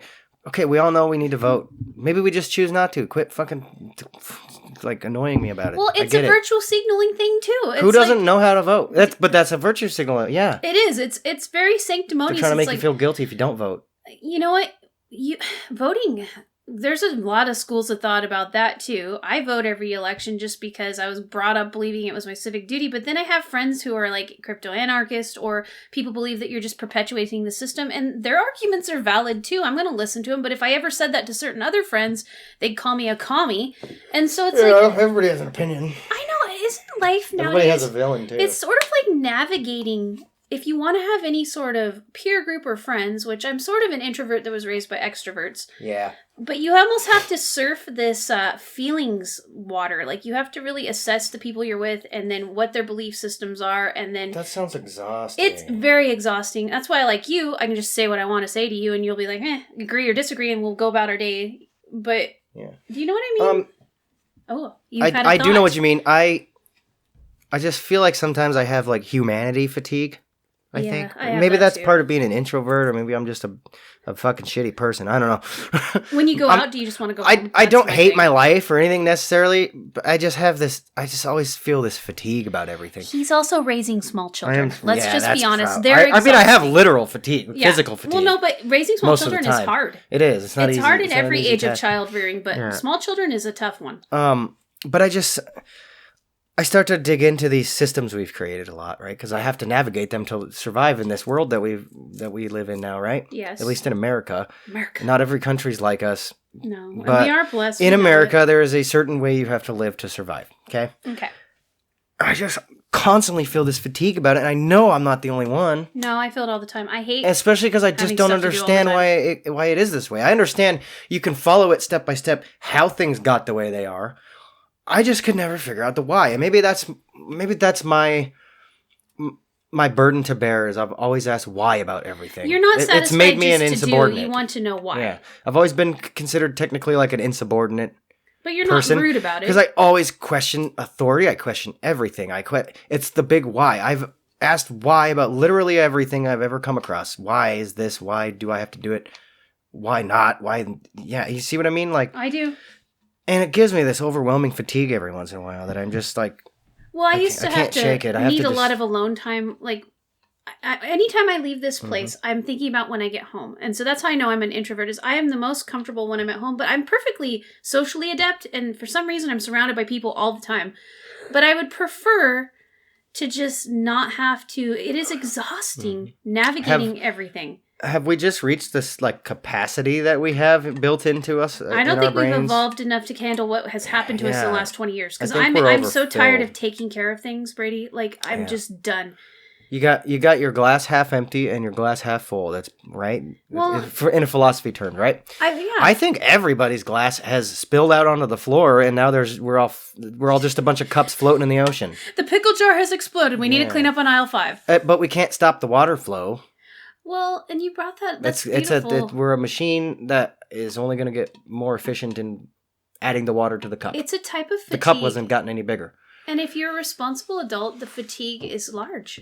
Because you used to be that you just had this, you weren't assaulted with this sheer volume of data and noise every day. And so now on top of all the hard things you do, you're just lambasted with it. And even if you don't use social media and even everywhere. Even if you don't use social media and you don't even like interact with that many people, and so take all the social aspects out of it, right? Just the other things you need to do to go to the bank, and you have to get the groceries, and you got to drive your car around everywhere, and for me, having 3 children, it's just a really difficult task to just go anywhere, period. And that's my own fault. I'm not complaining about it. I'm just stating that it is a difficult task just to go 4 blocks to the grocery store, walk around the grocery store, pay for stuff. Getting the money itself's a fucking task. Yeah. This is so much of this shit, and I'm exhausted from it. And when I think, that's why I was asking this earlier, like when I think back to cavemen, I'm just like, that just seems so surreal. Like, so. Cavemen didn't have to get their little ones to dance classes. Cavemen still had children, and I'm sure it was hard to protect them from tigers or whatever. Kronk, go eat a bug. But God, it almost seems easier to look at that. And I'm not saying it would be a better life, but well, do you know a lot of people in our age group have just given up on the American so-called dream, and they just live in a van and they homeschool and they just wander around kind of aimlessly. And then because of the internet, is that the new American dream? It sort of is. They call it van living or van life. Well, it's that because of the internet, you can make a living, a passive income just by selling your content, which is what they do. We're trying to do.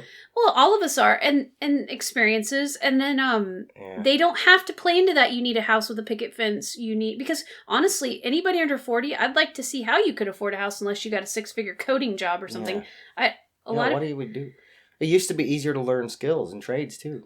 Those skills themselves were more simple back then too. Everything since the 50s, do you know how many safety codes have been invented? Do you know how many procedures have been invented? New tools and power tools, machines to operate, the protocols for even running those businesses. Everything has gotten so much more complex that you need more workers to do each individual task. Well, that's just like crypto. That's what I'm saying. It's complicated. It's more complex, but we get paid less. Pretty much. And that, unfortunately, humans have found workarounds for, like I was talking about. But that's why I think that's why we're pushing for automation. Well, because automation can do the hard work, and then you can be free to do, you know. And then there's that whole school of thought that too much leisure time is not good either. So I think that there's a reason why, passive activities keep a populace sedated in a sense. Like, if you have unending streaming, look at all these choices we have now. That's another thing I'm overwhelmed with. I'm overwhelmed with choice. We don't need to talk about that right now. Because that's a complete luxury that I don't even need to worry. I don't need to be complaining about. No. I can't figure out what to watch on Netflix because there's too many things to watch. And then you have the other streaming channels. Well, just think about that. The sheer volume of choices. But I think we have overwhelm fatigue. I do have to think about that in terms of marketing the podcast. Because we're in this pool of other podcasts that's in a larger pool of digital media audio based. And then it's in a larger pool of digital media video and audio, just digital media in general. There's so much of it, and people's time is so limited. Not only is people's time on Earth limited, our leisure time is limited. Yes, it is.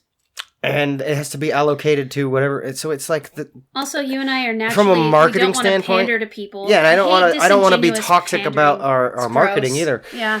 So from a marketing perspective, it's a headache. So I'm not even complaining about just my leisure time and how hard that is. That's a first world problem. It's not a big deal. It's trying to figure out the puzzle. I could just throw my TV away and I'll still live and be fine.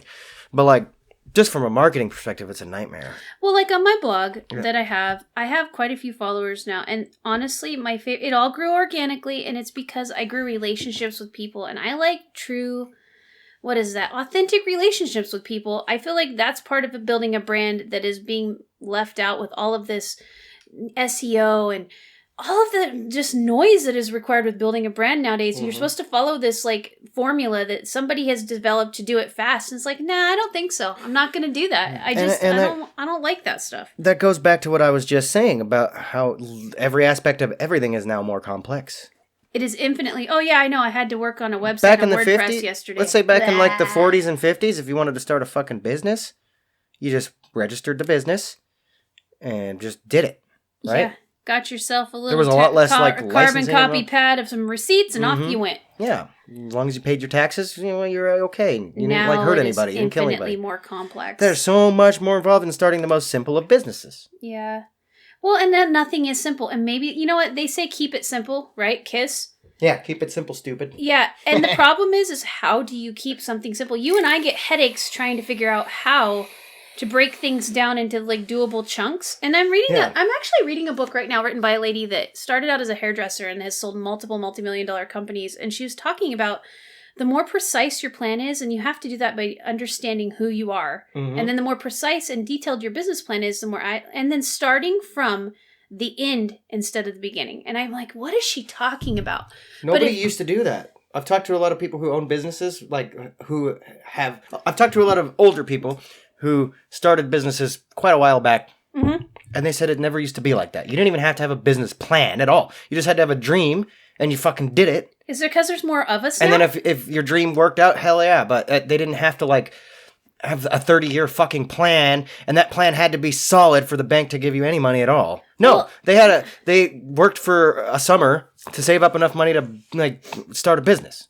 Which can that be done anymore? It's the same thing with the college degree. If they wanted a college degree, they just had to work for a summer and save up and do it. I did read, though, humans innovate. Like I was reading about, because of the pandemic, a lot of people are starting pop-up kitchens and food trucks and stuff, and they deliver to people, like curbside, but they're bringing it to the people. And because restaurants are failing, they've created this whole new industry. It was over in Spokane. Yeah. And it was really interesting. Like this guy was No Nonsense or something, and he was making non-pizza, and he just delivered it to people's house right out of his food truck. Yeah, my friend did that. He just made no-bake cheesecakes to avoid the food handlers laws and the requirement for a commercial kitchen.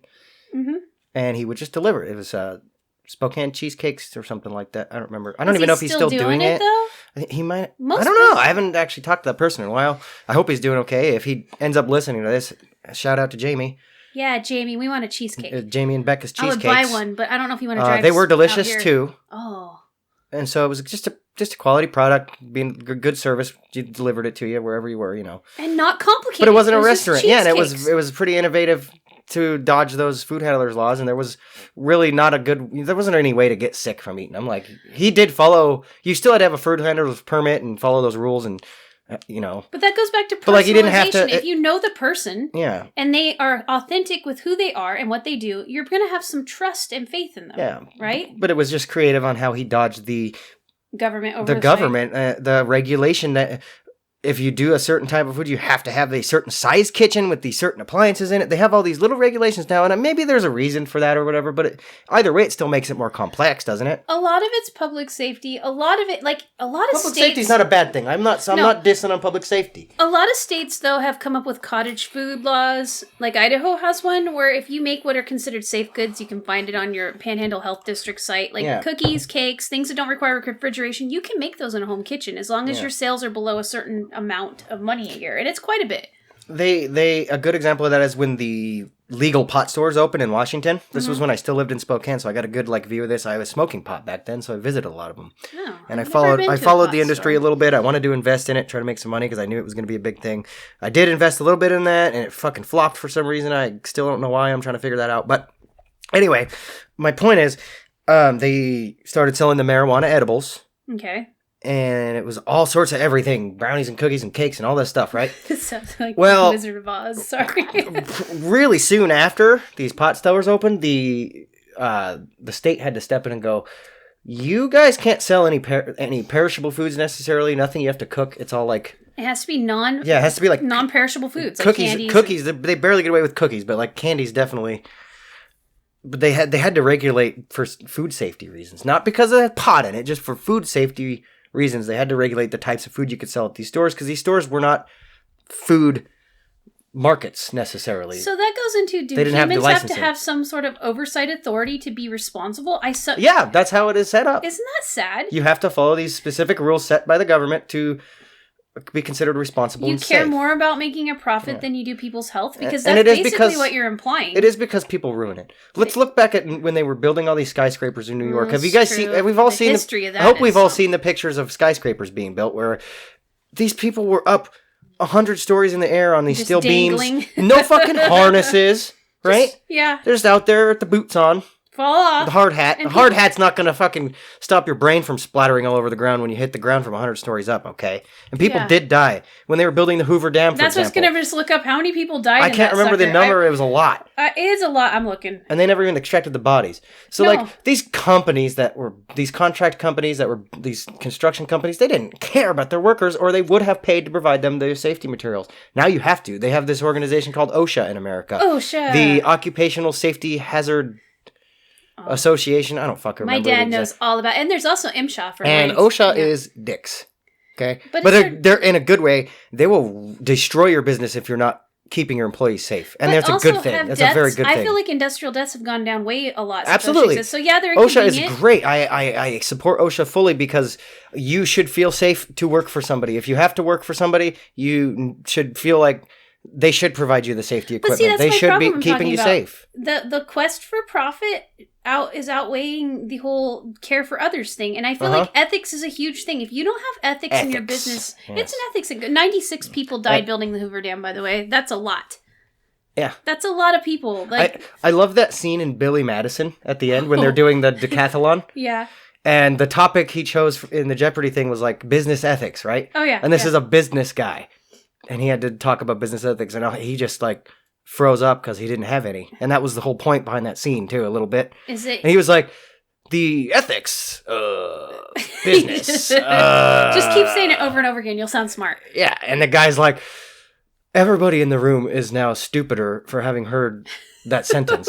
It's fucking hilarious. It's so perfect. But my point is it was a good little satire on there's a lot of businesses who don't have any ethics. They just want the profit. And that's where these Amazon is another good one. This is where the regulatory authorities come from. Well, that's the double-edged sword of regulation. It arose because of abuses, but if people would just self-regulate, they wouldn't even need those authorities, because what happens is regulation, when you have too much of it, is used by the people who pay to lobby and own our government people to abuse and keep your profit competition from arising. Yeah, and to keep their market share. I had to bring that up. I was about to talk about that with OSHA specifically. Yes, continue. OSHA has been known to be bribed every once in a while. Not the organization individual OSHA, people, but the inspectors that come in. Because humans are fallible.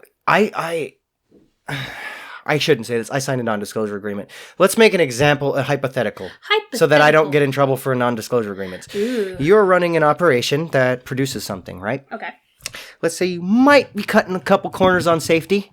Nobody's been hurt yet, but you're kind of just not quite following the exact OSHA regulations that you're required to follow. Mm-hmm. The inspector comes in, right? Yeah. Vice president of the company is like, oh, hey, I've dealt with you a few times before. Let's go out to lunch. Oh, the chicken I'm gonna buy fettuccine. I'm gonna buy you a 5-star lunch. We're gonna discuss the issues that you might have saw in our business because we're not up to code necessarily, right? We're gonna discuss that, and then I'm gonna hand you a check. Let's call it this is for Christmas presents for your family. How's your wife doing, by the way? Like they formed this good old boys club. Mm-hmm. All these big business owners and these regulators. Mm-hmm. They formed this good old boys club.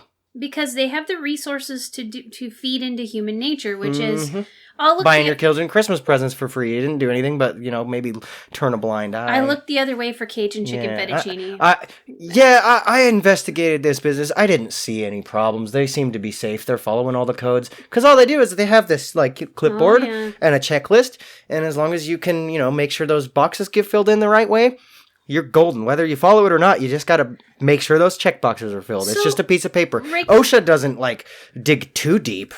They just file the paper because they have a guy who's paid to just file the paper. It's the meme you've seen where it's like an in basket and an out basket and the guy's just stamping. And that's all he does all day, 9 to 5. And that's all. That guy doesn't look into it. Like he just sees the checkboxes, puts it in the right file. So like any other human endeavor, it arose out of good intentions, but it's corrupted because can be corrupted, absolutely. Not in every scenario, obviously. No, but and we're not even saying it's not a good thing, but that's part of that universal problem, Brady, that we've been talking about with crypto, with finance, with all of these things. It's the universal dilemma. Why do we exist? Why do we do what we do? And then no matter what we do, it becomes corrupted because people care about their own selves more than others. And then at the end of the day, we all die. And then we all die. But that sounds so nihilistic in a way to me. It's like... I have borderline. Nihilistic tendencies. I know, but I'm not a full nihilist, but I have thoughts. I have some Pollyanna tendencies, but I will admit that I'm becoming tired. And it's because when you have Pollyanna tendencies, you tend to take care of and nurture people. And you know what? Nurturing takes a toll on you. When you're feeling everybody's feelings and you're constantly dancing around, like, absorbing it all, at some point you're like... Just caring in general. I just wanted to stop. Like, like I told you the other day, I'm going through this phase right now where I just kind of want to just hide in the corner and not be anything required of me. I'm exhausted. And that's because my children are teenagers now. And also, I took care of 8 girls. Oh. I wasn't going to have children just because of the sheer volume of girls I took care of for in my teenage years. And then I took care of foster kids, and then I had my own kids. So realistically, since I was 10, I have not had a break from taking care of other humans. Yeah. And I'm kind of tired. I think I need a sabbatical. Absolutely. I would recommend it. Because you made those choices. I did, and I'm not, and don't get me wrong. And they might have brought something to your life that you never would have had, and that's good. And also, don't get me wrong. But you also do have to self-care. Well, yeah, and I had to learn how to do that. I learned that this last decade of my life. And I guess I'm not complaining about it. I'm just being honest that I'm tired. Well, that's that key, honesty. I know. We all need to also be honest to ourselves more than honest to other people. Yes. It's way more important to be honest to yourself. If you're not honest to yourself, you're inherently going to lie to others. And you will not be your best self to help other people if you don't take care of yourself. Yeah. I don't care who you are. Self-care is so important. I mean, I'm guilty. I don't self-care all the time. I'm terrible. I'm better than I used to be. And hopefully this doesn't disgust anybody. Like, I took a shower this morning, and it was the first shower I've taken in quite a few days because time is so limited. Well, and also when you have a baby, you got to make sure the baby in with you, or he's napping. I have to make sure the children are showered. I have to make sure the dishes are done, and sometimes I run out of hot water and have to go to bed. And I don't know. There's a lot of I could make excuses all day. My excuse is I just didn't want to spend the time to take showers for days, but I did this morning, and I feel great. But that was my little bastion of self-care that I took today. But I don't always do it. But that's cool that you did, and I think you need to make time to take care of yourself. And I think it's something you have to get perspective on and learn. Like, some people don't take care of anybody at all, and they have to learn how to care for others. I think people that are natural caregivers have to learn how to take care of themselves. What did they say? Love thyself before you're even capable of loving anybody else? Pretty much. Because if you don't know how to love yourself, then do you really know what love is? I don't think you do. And you just replace love with care, period. Well, you don't love something unless you're willing to put care and effort towards it. If you don't learn to take care of yourself, there's no way you can really efficiently take care of other people. Even if you refuse to take care of yourself, you need to at least know how. Well, and then, we talk about children, they leave. Like, people, yours are small right now, but mine are they're sophomore and an 8th grader. They're going to leave. And so someday. If you don't know how to enjoy your own company, or your company and your spouse's company if you have one, or just your own company, if you don't know how to have an identity beyond the caregiving that you do your children and work and stuff, you're going to be a miserable person when they leave. I actually know a lot of people that they derive their entire identity and live their whole life through their kids. Yeah. They're not doing well right now. I bet, because their kids left. Yeah, kids leave. They're probably tripping. They're always going to be part of your life, but they do go. It still really kind of boils down to that word identity. It really does. There's so much ingrained in people's identity. As humans, we've created this, maybe it's an overinflated importance on identity. Too? In a weird way. Do we have to have... I mean, yeah, I guess we do have to have identity. But I'm asking the questions. I'm not saying one thing or the other. All I'm doing is asking. You're talking about having a concrete identity. I'm Katie and I'm a plumber. When I ask, do we have to have an identity? I'm not implying or inferring that we shouldn't have an identity. I'm just asking. Is it necessary so I can understand to make it through the life's concept. Timeline? Yes. The 4th dimension, as we talked about last week. The 4th dimension, yeah. You know what? I had learned something the other day. My whole life I've been a little bit good at a lot of things. And I find... because at my core, I just want to learn stuff all the time. Mm-hmm. But I was kind of almost ashamed of that, and I never took any risk, and we've talked about this before. And then that one friend of mine said I was a generalist. There's a literal term for that. A generalist is someone who is a little good at a lot of things, and they're actually kind of cool to have around. But that is what I want to be with my life, and I don't think I should have to apologize for it. this is going to be a little bit of a tangent, I think, but Tangent away. The fact that you just put an ism or an ist onto that we were just talking about identity, so this is perfect. Yes, I didn't have one. Yeah. You didn't have one. Inherently, you are the way you are, right? Mm-hmm. But if you start associating with an ism or an ist, whether that is what you are or not, you're still gonna. Are you boxing yourself into an identity? Are you creating this identity? Well, that that's what I love about there? generalists. Or You can just do all the Or can you things. just accept that you are who you are without actually naming labels. it, without labeling it? I don't feel know. like labels I hate aren't always labels good. in a way. Well, I just talking about there's never a term for what I was. Yeah. Like I couldn't really figure out. I thought there was something wrong with me Does for a there long have to time be, because though? people were putting pressure on me. Like Yeah, you my might. whole might life, be you unique. should be a doctor. You should do this or you should do that because you're smart. And it's like, well, but I don't really want to. And I would do stuff to please people. You do want to know a little bit about how doctors. Well, like last Saturday, do because and I had an what stuff, obsession with reading doctoral theses on virology when I was 16-year-old, that I had a cool conversation with a pathologist about gross dissection. Yeah. So I like But you're not a pathologist. You just are interested in. And I don't have aspects the of pathology. arrogance of it. I'm not some armchair Googleite that thinks I know everything about everything. Yeah, I just please wanna don't take discuss us as that, by the way. No, we're just talking about We're this. just asking questions and talking and I shooting feel like the shit. humility is one of the most important things a human can have. I don't know everything. I'm not going to sit here and tell anybody how to live their life. And I can't even tell myself how to live my fucking life because I just take it day by day sometimes. Well, and that's what I got excited about. We're talking about identity in the journalist. Yeah, I just like to talk It's to good to interesting know. people It's good and to have learn a name interesting for it. things because the world, you'll never learn it all, but you can sure as heck try. Uh-huh. Right? I mean, Yeah. I'm always looking for answers. No one will like ever know you. everything.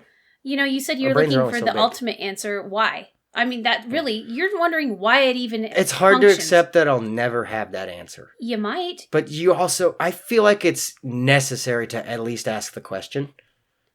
At least Because then it gives you it opens up a pathway to explore. And you might start at least getting pieces of the answer. And that might apply to your life and give you a different perspective. You're also not afraid of your own insignificance. No, I already accepted that a long time ago. I think mushrooms did that to me. When you take psilocybin mushrooms, people. Never done that. I'm not going to sit here and say you need to take psilocybin mushrooms, but I will say that if and when you decide to try psilocybin mushrooms, it is a wonderful experience. It gives you this perspective of insignificance. Okay. It separates you a little bit from your ego as a human and just grounds you as a fucking meat sack on a spinning ball around a sun. And I bring that up a lot because that's essentially, if you really boil it down, well, that's what we are. Well, and don't you think a place of balance and peace is to understand and accept your insignificance as a whole, but And then also mortality. realize that you are also significant and that you are the only one of you. Yeah. You know what I mean? It's like a balance, a yin and yang sort of thing. It's like you are special in the sense that no other combination. Relative. It is. There's no other combination that's going to be you. We were talking about that with using the computer. We're all going to use it in a different key, in a sense. But then at the same time, you're insignificant in the whole of things. Yeah. But you also need to be part of it But to function. just like time and size and all that, it's all relative. Yeah. It has to be compared to something to be understood. Yeah. So I might be significant in relative terms to my children and their survival, but in relative terms to the entirety of the universe, I'm fucking tiny, little insignificant bag of bones on the planet. You're a subatomic particle. Yeah. And just like my size is relative, I am relatively large to an ant, but relatively tiny to the sun. Yeah. So it's kind of just one of those things. It's right? Subjective, yeah. Yeah, it's... But the constant in that relativity is I. Well, and also... And thus we are I, the show. The conglomeration that makes up your... I, the show. That makes up your biochemicals is unique throughout the entire expanse of creation. Or not even... I'm not even say creation if that bugs you, but do you know what I'm talking about? The universe. Yeah. You can say created, because circumstances created us. If you don't believe a God created us, circumstances generally created us. Well, that's what I mean. Kind of what it is. I mean, we were created, no matter how you want to look at it, even that term is relative, but like... Whether essentially we exist. Or spontaneously. We came to be... So no matter what, you can say we were created, one way or the other. And that's what I mean. So there is a uniqueness there. I just think it's been blown out of proportion by marketing and... What is it? The mommies that want everybody to have their trophy and feel special. It's like parents should make their children feel special, but also prepare them for the whole world out there trying to not make them. They shouldn't make them feel like they need to be more special than everybody else. Because, I mean, I think there's a limit on specialty. Yes. Isn't it? Maybe I'm wrong, but like it just seems like you can only be so special because it's relative. I think your awareness of your insignificance is important. But we all need to realize that nobody's ever going to be as special as the sun, because we wouldn't even be here without it. Well, It's one of the most special things. Our particular sun is responsible for us existing. Therefore, I believe it's one of the most special things out there. I'm not saying worship it. There are people who worship the sun, and maybe that's not a bad thing. It's not like it's. I don't think you're going to get any return from that. If you want to spend your time doing that, cool. But you should recognize how important and special the sun is. But compared to like you and I, like we're nothing. I just thought of the sun. We wouldn't even be here without it. Sorry. As a vending machine. Can you imagine if you had to pay for? Oh man, that's a great hypothetical. In my mind, I just imagine like a dystopian world where somehow they've managed to like take control of UV rays, and you had to like pay a tax for the sun. Fuck, that's gonna happen, isn't it? No, they're trying to monetize. I'm sorry, isn't that gonna happen? Probably. When are we gonna be taxed for the oxygen we breathe because somebody claims an ownership over it because they filtered it or something? Maybe that's part of the new Green Deal. Yeah. It's in the fine print. Yeah, isn't it? Yeah, it's in the fine print. We own the earth, and now you have to pay a tax for like living on it because we're gonna try to keep it clean. I don't know. That some government has the audacity. Okay, and somebody talked about that the other day on the internet, that it's not the person taking the 5-minute shower that's polluting the earth. Really, it's the massive, it's the whole of it. So I'm not big picture. It's 2 billion people taking a 5-minute shower. That's really it's gonna. And then take it's the toll. company that's using arsenic to extract gold on a massive scale. But then again, we all use the gold in the products. We need the gold. So it's like, how are we gonna do this? I think this is the balance. Until we take responsibility as a whole. Yeah. And you can't do that by reducing someone's living standards. We got to find a way around it. Here's an idea, okay? And I'm sure this has been thought about or even like contemplated at least. Okay. We keep going at our rate that we're going as far as consumption and production. Okay. And just let the planet die and just die with it. It's, again, at the end of the day, we're all going to die anyway, so why not just focus on now? Do we have to think about our future generations? No, we have an inclination to because of our DNA and its urge to reproduce. But do we have to think about the future? Well, there are people. We can just straight up ruin the planet now and live in lavish like luxury and be completely comfortable and happy and have everything right now. And then kill the planet? And let the planet die in a very short amount of time because of it. And that's that. That's my whole question of why. Because again, what does it matter? We could do that, and that's the thing we can do. We have the ability. Are you thinking that's not selfish? I'm not saying we should do this. Anyways, yeah, but is by that the way, what you're saying? By the way, I'm not saying we should do this. I'm just saying at this rate we're going now, it eventually will happen slowly. So we could speed it up and all have this wonderful life where we all have everything we ever dreamed of, and consume, and just let the planet die. And does it really matter? Like, at the end of the day, we'll be dead and won't feel that guilt, right? Well, I think that's the whole point of the show is you and I are thinking about things from multiple different perspectives. You have to. Because at some point, humans, if you keep thinking, you're going to find somewhat of a solution to your conundrums, right? Uh-huh. We have found solutions to, we fixed the hole in the ozone layer, right? So, I mean... Yeah, me and you, we did. We did, yeah. But I are single-handedly... We quit using Aquanet. Yeah. We have an addiction. And that is how the layer got fixed. I personally... You personally? I spent countless hours making ozone in my basement. Oh. Despite the government regulations against it. And I flew up into the atmosphere in a weather balloon. Oh, I thought you were going to go by the way, all those UFO sightings, that was just me patching the holes in the ozone layer. Just everybody should praise me. I thought you were going to talk about Sophia. You should praise me. Oh, speaking of, no, I'm joking. Are you excited about what NASA's going to talk about on Monday? That big the teaser moon thing? Yeah, there's a surprise on the backside of the moon or something. I can't even handle it. They're teasing us right now. Okay? Clickbaiters.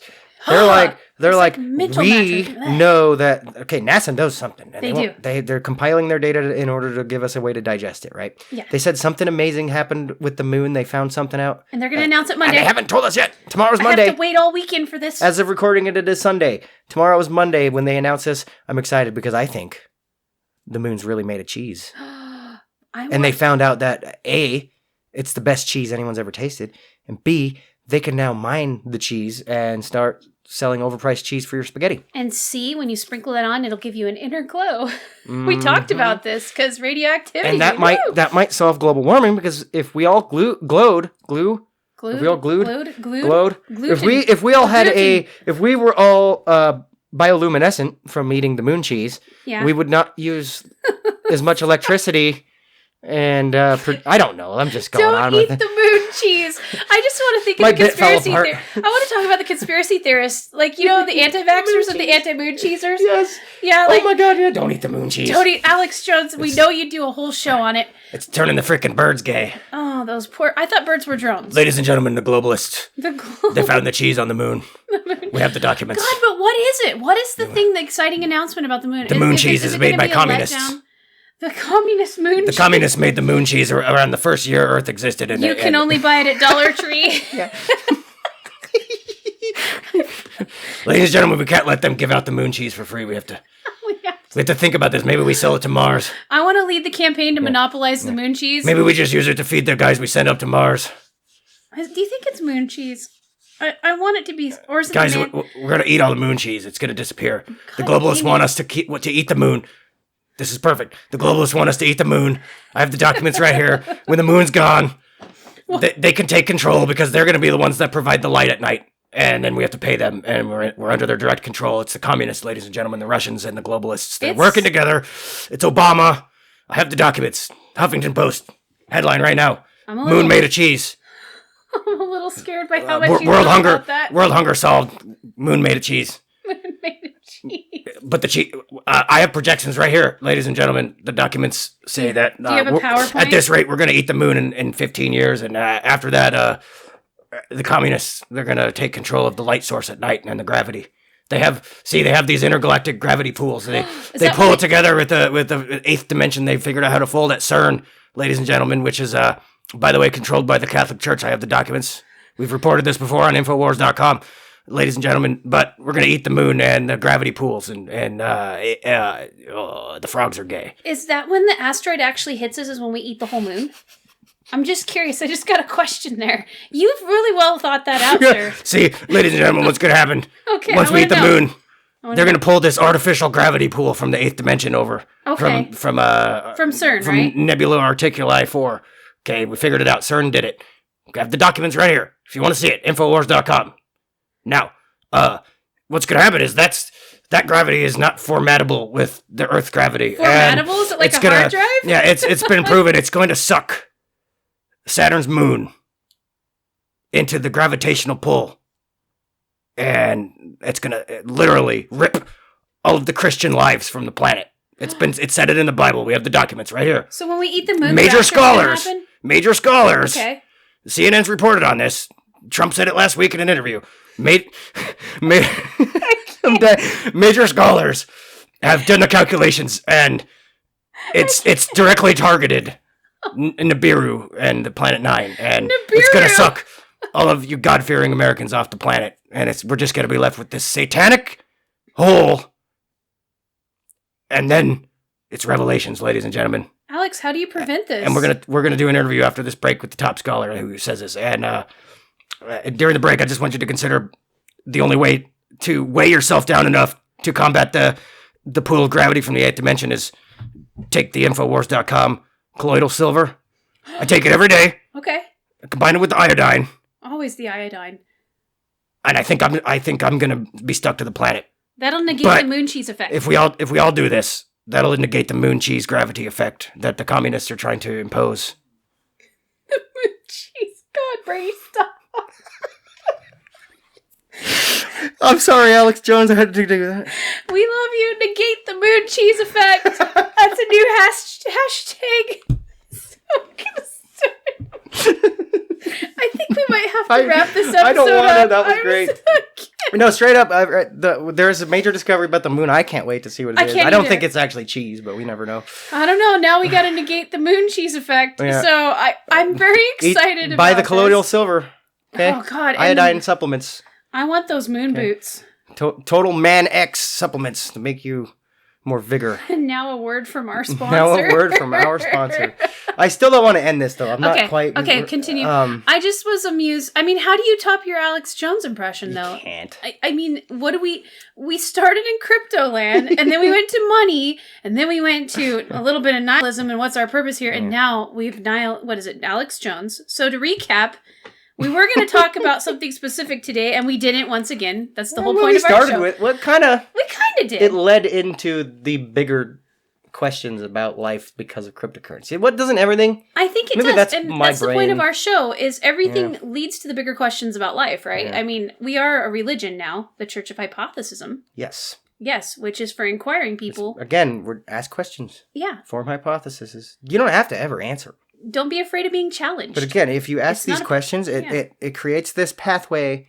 God, I'm sounding like Tim Robbins a little bit. It's okay. But it creates this pathway in your mind to explore, the avenues to the answers. And whether or not you get the answer, you get a perspective from it. And That's what we're selling I'm here. on a crusade to end ad hominem attacks against people for just asking questions or having opinions. Yeah. I would like to, the other day I kerfluffled my child who tried to tell me something, and he told me, tried to end the argument by flattering me and saying, you should be a lawyer. And I said, don't do that. That's not going to work. So my point is it's like, I see this all the time now. You have an opinion, and the opinion scares someone because it makes them think. Or maybe it just scares them because they're dork, and then ad hominem attacks. Well, you're just an idiot, or you're a communist, or you're a leftist, or you're a liberal, or you're a conservative idiot, or you love Donald Trump. And it's like, well, okay, those are all attacks against me, but they're not attacking my argument. And I want our show to be where that you is talk something about that's been happening. I've noticed. ad hominem. Nobody argues anymore about the subject matter. It just starts to turn into this personal attack. Like, the fight or flight kicks in, and you just, I don't know. Monkey throw poo. Monkey throw poo. Monkey throw poo. Me no like you. Monkey throw poo. Monkey throw poo. Monkey throw Well, poo. and that's just it. It's like these questions we ask. We couldn't ask them in a lot of circles, because you hate God, you hate Christians, you hate leftists, you hate pagans, and it's Here like I I don't hate anybody. Here I am questioning creation, and the very art of questioning creation means that you do not have faith that God created the universe, right? The Judeo-Christian God, the Abrahamic God, whatever.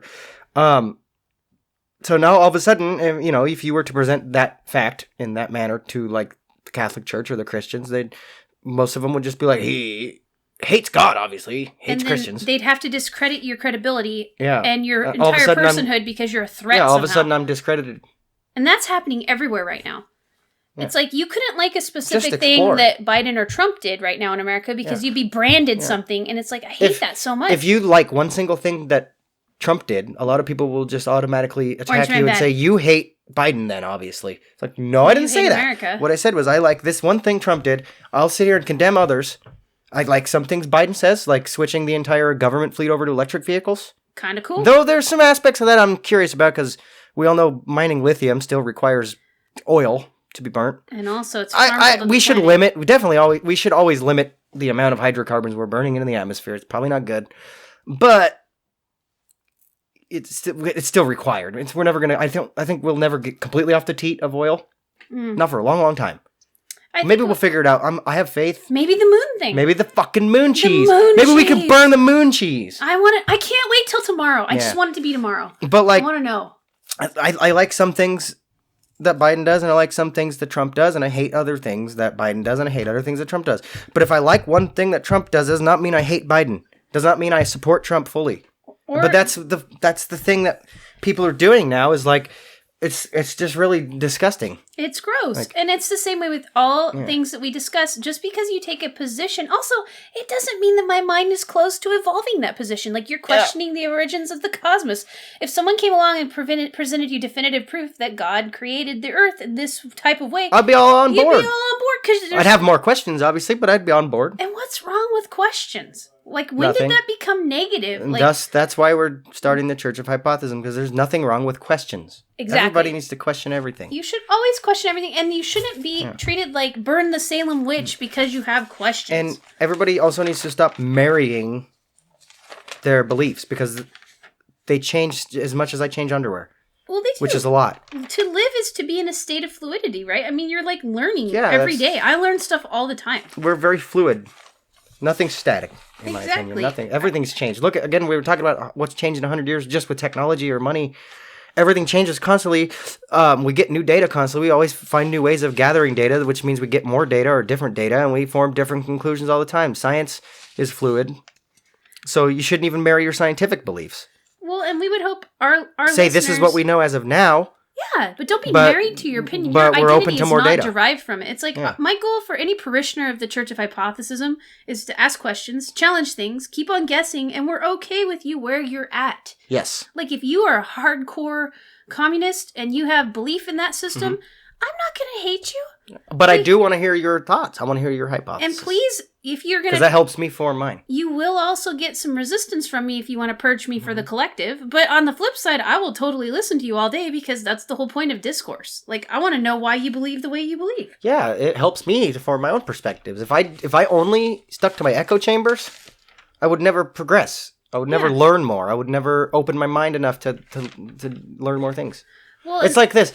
I am very skeptical on ghosts and paranormal things. It drives you but I was the other night. I was like sitting there with my wife, and she hates how skeptical I am about this stuff because she really believes there's ghosts and stuff, and that's cool. And based on her experiences or her hypothesis, that's cool. I give her shit every once in a while. That's just what we do. And you we're do married. that to people you love. Yeah. But at the same time, I'm very skeptical. But I turned on this channel on YouTube. It's this Arabic guy who's over in Saudi Arabia, and he's an urban explorer. Oh, I love urban exploring. But there's a paranormal twist. He always seems to find these. He explores the jinn, is what they call them. Oh, yeah. Essentially, I looked this up because I was like, what exactly is a jinn? Is it different than the jinns we kind of sort of have mythos about over here? And it's essentially just demons kind of thing, and that's kind of how it is over here. It's just not as popular as ghosts. It's the same thing, okay? But he explores these jinn, and he gets some real questionable footage. And I'm like, some of the stuff is like, I don't know how you would fake that, but I'm still in this zone of skepticism where I'm like, there's got to be some trickery going on here. Like doors opening, the way they're opening is like, I personally don't know how you would fake this, but I've seen so much fake shit that I have to take it with a grain of salt. That's called healthy skepticism. Yeah, but I'm not so close-minded as a skeptic that if I saw enough proof that I wouldn't believe. Some people are like that. Yeah. Some people are like, nah, that's a tree. When it's an actual ghost. When it's definitively a ghost. You don't want your mind to be so static that you can't accept something new that you see without writing it off. I'm still open-minded enough to where, like, if I had a paranormal experience, I might try to find ways to explain it, but I would honestly probably be like, okay, maybe ghosts are real, and that was unexplainable that it had to be real. I don't know. We talk about quantum a lot, and I've had some experiences in my life that cannot be explained by our current system of beliefs, and so I figured, well, it's just something we don't understand yet. Something quantum. Yeah, and it's, well, I feel like that's a good, label to stick on things. It's like, it's beyond our current level of knowledge, but it doesn't mean it's not existent. Yeah. You know, people didn't know what about UFOs, and I'm reading that book right now that you gave me, I love the cave paintings of the supposed UFO. Yeah. Have you seen those? I've heard of those? Yeah.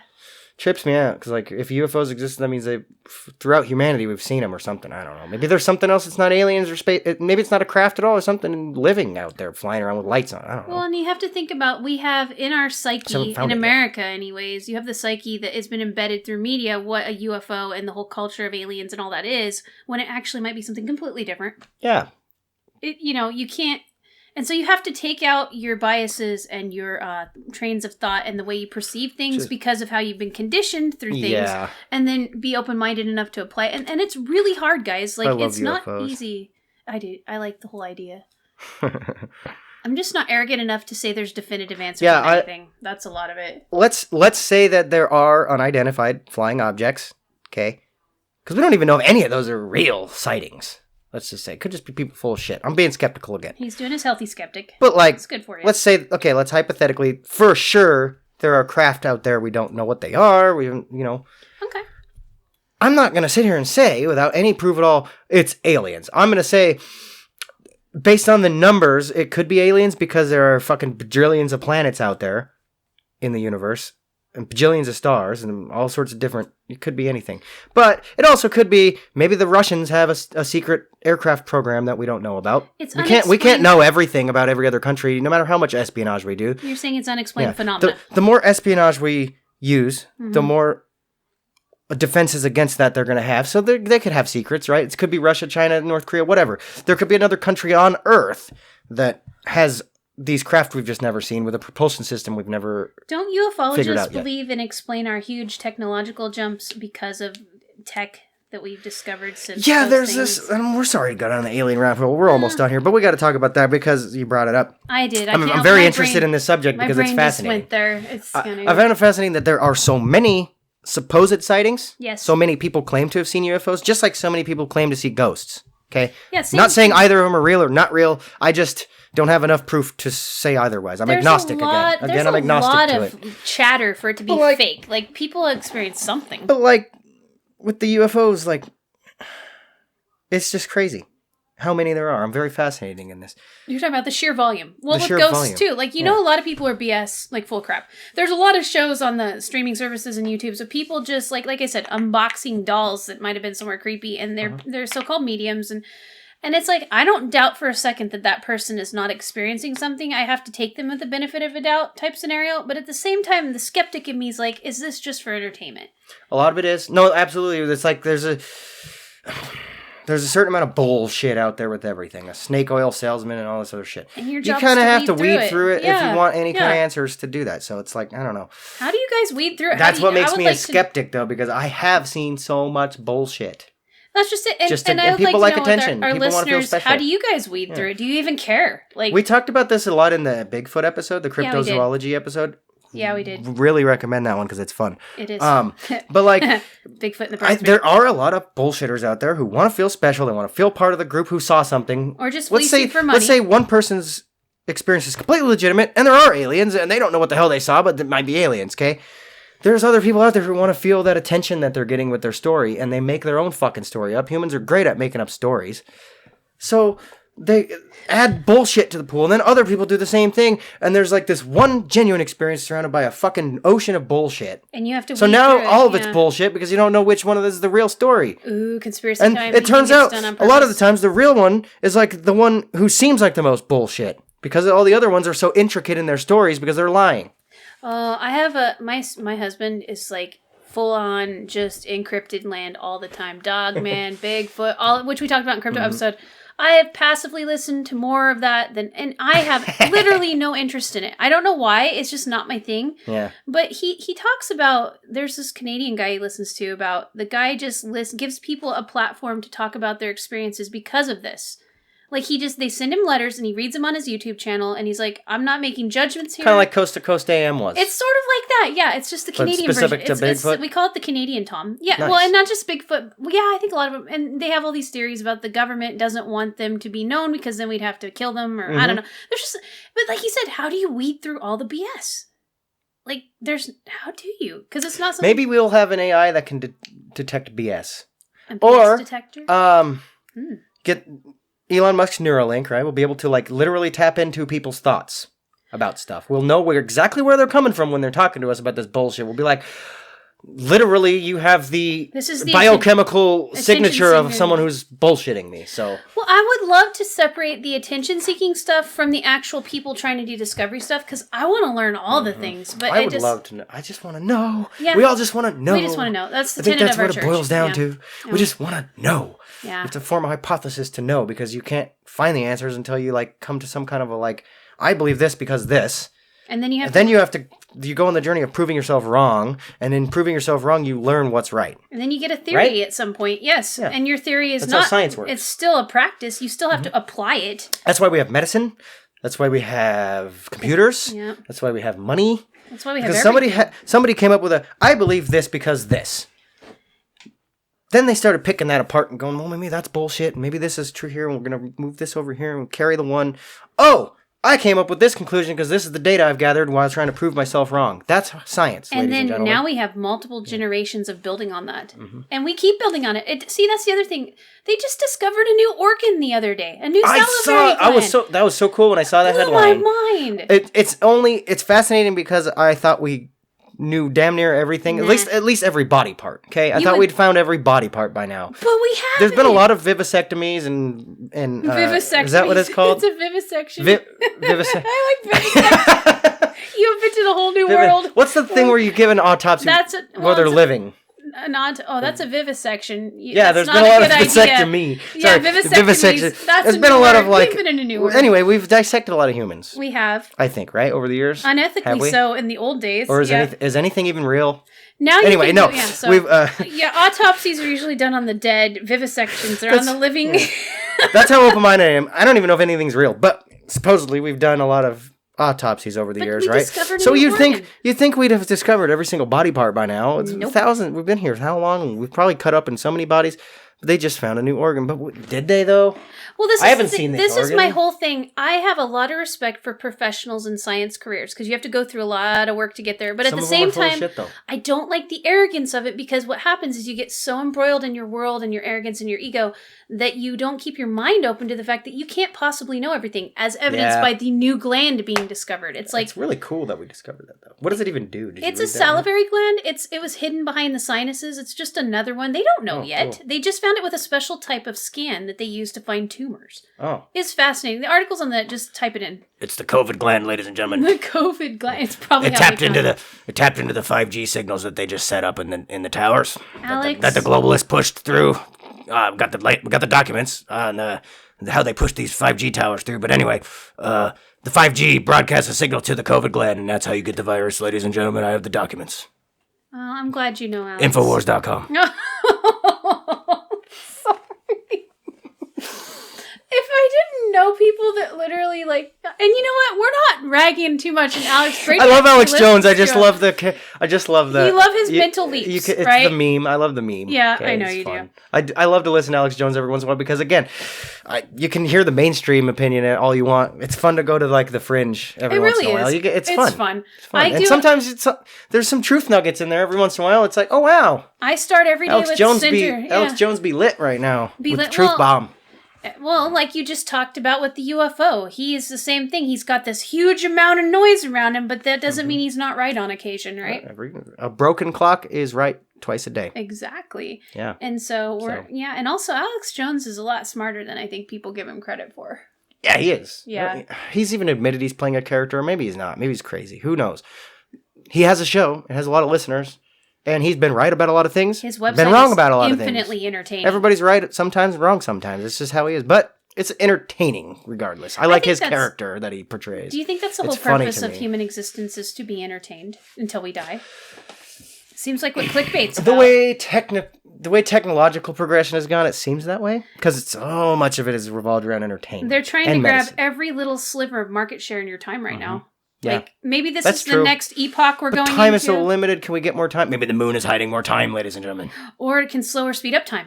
Ooh. I'm thinking, okay, we will probably... I want to do a special moon episode. clockwork moon. I gotta know what this moon thing is. It's driving me crazy. It's the lunar time paradox set up by the globalist A clock. to add more market share to the Netflix. If you drink all the about Netflix. colloidal silver, though, you will be spared. See, Disney Plus, Oh. Oh. they wanted to shut down Netflix. And Netflix had to combat this because Disney Plus was getting so big. They did an interview on for Snopes. And For snow. so Netflix, they paid CERN money and they figured out the moon could add more market share to streaming platforms. And What if CERN opened a portal to the backside of the moon? It's on the backside of the moon. Alex, what do you think? I'm sorry, guys. I'm Okay. sorry. I love doing Alex Jones impressions, and I haven't brought it out really till now. So No, I hope you it's guys get used to it because I might pull it out a lot. I like It's it. really fun for me to do that. My face is smiling a lot. It hurts from laughing. You could literally say anything in an Alex Jones voice, and it's fucking It great. makes it sound amazing. I don't know. I I can't wait to find out what's on the damn moon. It's driving. Well, what time is it? It's Is like, there more it's- gold? I Is it don't made of know. gold? They said it's a huge announcement. Like, it's Is super it- exciting discovery. Is there any Is speculation the on the internet? is do the you think? moon made of ash, like of humans? Is it human ash? Is that what the moon How would dust that is? get up there? It beats me. I don't know. Maybe they figured it out. Well- Maybe it's Planet X. I don't know. Well, wasn't there like this school the of thought that the dinosaurs. moon was actually used to be a part of our planet? Yeah,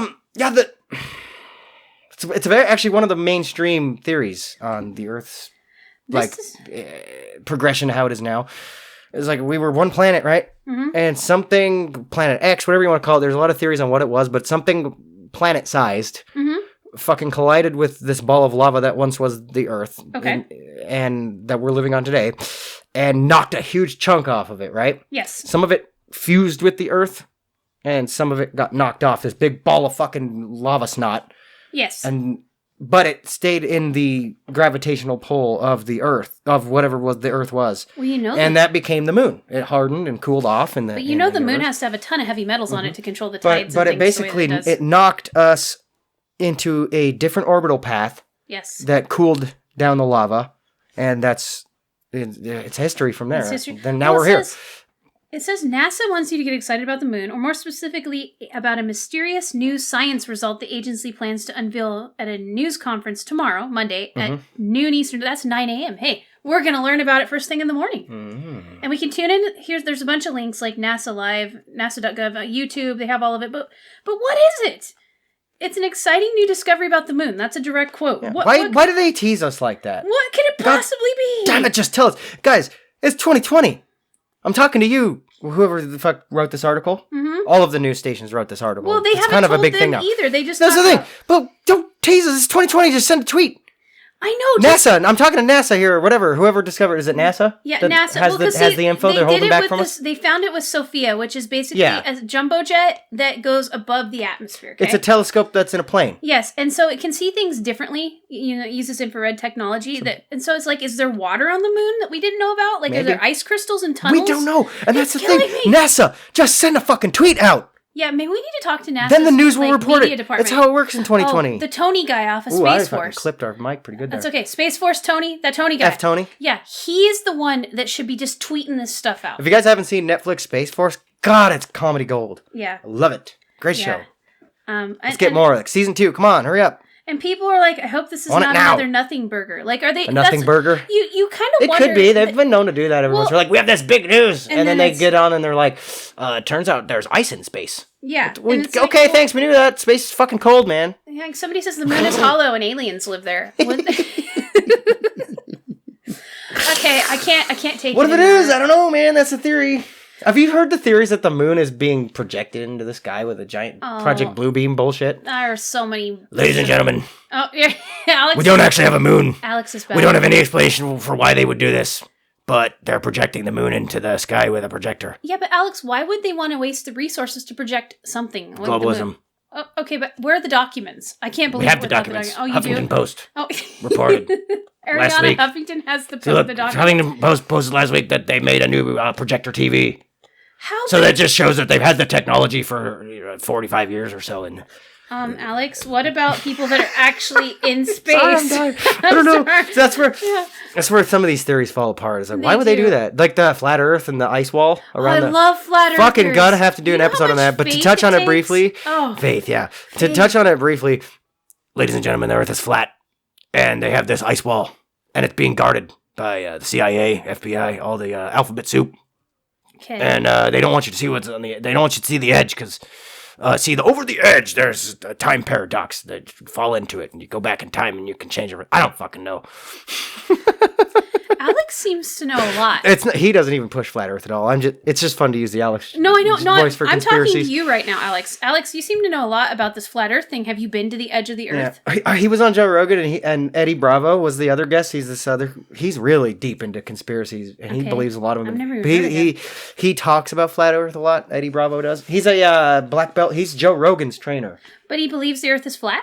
Or does he believes. Just talk about he talks about it. I think he believes a little bit. He's probably one of those people that are kind of like he wants it to be real, so that everything is different than it is now. But anyway, my point is he was on with Alex Jones and Joe Rogan. Okay. Okay. And Alex Jones is like tearing into Eddie. He's like, you know what? I will fund. We'll make a documentary out of it for InfoWars. I will fund. We'll get a boat and we'll go out to the edge of the Earth where you can see, and you can take your iPhone out there and I'll film it. The edge of the Earth. He's like, I'll personally pay for this, Eddie Bravo. You can go to the fucking ice wall at the edge of the planet and film it with your iPhone. Well, and he kept going on about it. He's like, we'll make a documentary. We got it. I got the money. How do flat earthers explain away the multiple people that have circumnavigated the Earth? Like, I just... They don't. That's the thing. It's all fucking bullshit. They have a fucking cop out for everything. I feel like humans do. But really, where it breaks down is the why would anybody do that? Why would the government... First of all, we don't have that many fucking people in the CIA to guard the ice wall around the entire flat Earth. Second of all, oh my god. Second of all, yeah, how many people could really keep that secret? Third of all, what are they fucking hiding and why? They're sea monsters. Is it the moon cheese on the other side over there? You know, that moon cheese is going to be spectacular. I just want to dip my fucking Doritos in it, man. I just want to put it melt on my it down. My sketty. Like, Asiago, step aside. Shake and bake. Get out of here, fucking feta. It's no longer... That's that moon cheese. It's what it's all supreme about. Moon cheese. I want to go to the fucking Yanni's Italian Bistro down the road. I want to fucking have my moon cheese ziti. I just want my eyes to glow like a Fremen on Dune. Can we make that happen? Dune. Yeah, That's. I'm feeling like the radioactivity in the moon cheese will do it. It cures COVID. The moon. We got to send everybody to the moon. We can all go. Yeah. No, you have to take your dose of moon cheese to get rid of it. No, actually, it turns out they were exploring the moon, right? I'm not even going to do the Alex Jones voice. No, this is so the fucking made up. Brady one. But it turns out they went to the moon, and somebody else had already set up a fucking McDonald's, so they're really pissed about it because, I mean, it's already been corporatized. They didn't even get permission from Mickey D's to do it. They just fucking went up there and did it. No licensing. No on the licensing. Moon? So they're pissed. It's just this big intellectual property war on the moon now. Okay, I'm gonna make a prediction. I think there's extremophiles on the moon. I feel like there might be some microscope or water, but I feel like there could be some sort of bacteria living in some lava tube on the moon, and that would make NASA go bananas, right? Yeah. But you know what? They looked at it with a microscope, so I kind of feel like water would be more accurate. Could be. I feel like discovered... What would it matter though? It's just like the life on Venus clickbait shit they pull out. When it's really just like, it's this thing, some kind of signature of something of a bacteria. Alex Jones will make a theory about it, and then I get to listen to something cool. Yeah, exactly. Well, that's what I want really badly. I like the memes that come from the discovery. Maybe we'll do some Alex Jones clips in the Digress and Discuss. Dredge and Discuss? Dredge and Discuss. Oh, yeah, we're going to... Dredge and Digress. Our new... Dredge and Digress. I like that. Is that what we're going to call it? Yeah, Dredge and Digress. By the way, promo. We're going to plug. Woo! Beer, beer, beer, beer, beer. Okay. I'm too lazy to edit in sound effects, okay, guys? I like making... I gotta go download them, and then fucking Audacity's a nightmare. Come on, let's admit it. So I gotta fucking plug it in. We're thankful for you, Audacity. I love Audacity, but goddammit, I'm lazy. Anyway, promo. Promo ho. Okay. We're going to start a new exclusive segment once we get our Patreon program launched. If you pay $1 a month, you will have access to a section. It's not even a segment of the show. It's just going to be us. We're going to be going through news headlines and discussing them as we do on this show, but it'll be about current events and stuff. It'll be fun. It's going to be Dredge and Digress. I'm really going to be using the Alex Jones voice there, I'm sure. Oh, and you're going to get full smartass, Katie, which has not been brought out yet. God, yeah. I have restrained myself. I promise you guys, if you like the podcast, you're going to fucking love. I think we're going to call it Dredge and Discuss. You guys just heard the naming of the show. It's only going to be $1 a month. I mean, we've seen so many patron things where it's just like we're gonna put your name on our YouTube description or something. We're gonna give you something for $1. We're gonna give you lots of things. We're putting 20-30 minutes of our time and plus editing into just give us $1 because we really need. We have huge plans, detailed ones, not just for the podcast, but for we just have huge plans in order to give you guys stuff. Yeah, we want to. And so, $1 is not that unreasonable to give. We're not even begging for it at this point. We're giving you a whole nother show. I promise it'll probably be at least semi-entertaining. It'll be $1 worth of entertainment at least. Plus, we're going to give you a video thank you sent to your email, which is kind of amazing. Because Brady and I, I'll wear a football helmet or something. I mean, it's going to be fun. Yeah, we've got big plans for the Patreon program. But essentially, for $1 entry fee, you get access to Dredge and Digress. Or discuss, whatever we decide. You'll see. Anyways, you'll know what it is when you see it. We're going to aggregate the news from our perspective. It's going to be fun. It's just going to be fun. We're just going to riff. It's just for fun. It's entertainment. And you'll learn about the news headlines. And you'll hear a little bit of the news. Yeah, if you guys want that to be your main news source too, cool. Just give you can go read the articles. We're not going to read the articles. No. We're probably just going to end up reading the headlines, maybe digging a little bit deep into there, and then making fun of it, probably. Yeah. The iPad will be out. I love satire. I love parody. Yep. It's going to be fun. It's going to be and you'll also get for the $1, you get a personal thank you email from us. Yep. Maybe we'll send you some pictures. I don't know. We got it. We'll figure it out. I'll send you a picture of my feet. Brady and I, if you haven't noticed, if you go to our social media, there's no pictures of us, which we should we're going to remedy that. It's just we're working on it, guys. Hey, you know what? Social media is hard. For us, we're not spotlight people, so that's kind of difficult for us, so we're working on it. Yeah, I get on there to, check the Twitter and everything, and all of a sudden just get the search, get on Pornhub. Oh. And there goes on. I can't do it. Your whole day. Well, and it's like I have stuff to do, like feed baby cows and bake pies, and it's just social media I was joking about the Pornhub. No, you're not. You don't know that. See, oh, okay. I know who you're married to. You'll never know. You'll never. One day she will come on the show, and all of your secrets will be spilled. But and then we're gonna have a tier. We're gonna have a premium tier for $5, right? Yes, we will. Yes, we will. Handwritten thank you. You are going to get a handwritten thank you note from us, sealed with the church's holy seal. And it's an official induction into the Church of Hypothesism for $5. And we're gonna it's gonna evolve over time as to what you're gonna really get. Yes. You're gonna get that and access, of course, to everything else. The dollar tier. The dollar tier and other stuff like that. You're basically just we're trying to us. Yeah, we want to just give you guys stuff. Yeah. We don't want you just to give us money just because we're giving you a podcast. The podcast is free, period. Forever. I'm not ever charging for the podcast. No. That will always be free. Right now we're paying to give it to you. But if you feel like you want to donate, to help improve the podcast and help us reach our other goals that you'll find out about eventually. I don't want to tease it yet because it's not 100% planned. We just have big dreams, okay? And it'll directly benefit you guys, I promise. Yes. But if you want to support the podcast, give us $1. It's not that hard. It's not a lot of money. Well, I mean, the dollar is kind of the new penny. But us, little bits will help because we do have some pretty awesome ideas that we have been refining. Yeah. And it really is about giving back to you because we really enjoy this idea of a community where we can discuss things. But we also know we have to give you things for, value, and we'll always give you the podcast, but then there's this other stuff that we want to give you, but we have to have tools to make it. Uh-huh. That's basically all it is. And the $5 tier will probably end up giving shout outs and stuff like that, the typical jazz, Yeah. Or if there's then there's the, we haven't quite hashed out all the details yet, but teaser, a $29.95 tier. So for just $29.95, you can be a major contributing member of the Church of Hypothesism. And you will get a numbered and official... We're creating something that will make you feel so special. Mm-hmm. You can hang it on the wall and impress your grandma. And, of course, to encourage interaction and for you to pay, we're gonna allow you to send us notes or things to say, and we'll read it out a little bit on the podcast, probably. We totally will. Yeah. And we do have listeners of this show. I want to thank all of you right now. You're not the most vocal group, but my goodness, you're there. And we Can love you guys start, say something? Even if you want to tell us Comment. we're dumb. Email us, goitheshow@gmail.com. Or Facebook, Instagram, Twitter. We're out there. It doesn't matter. Whatever you choose to do. I'm not going to give our number out to text. No, I think that would be bad, right? I don't want to do that. Get some DPs, some dick pics.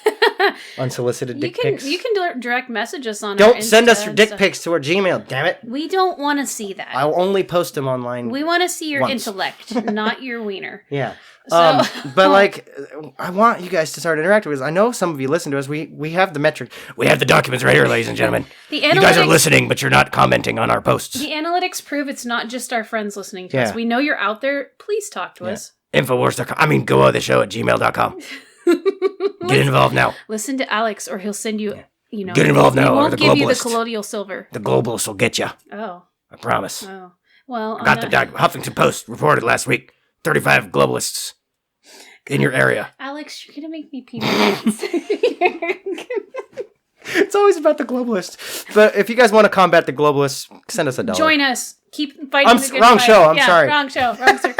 If you guys want to help the show grow and be a big major part of it and join the Church of Hypothesism, obviously, go ahead and we're going to set up the patron thing. We'll have that patron set up in a jiffy.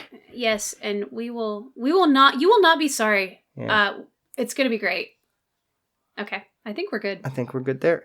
All right. And bye. Bye.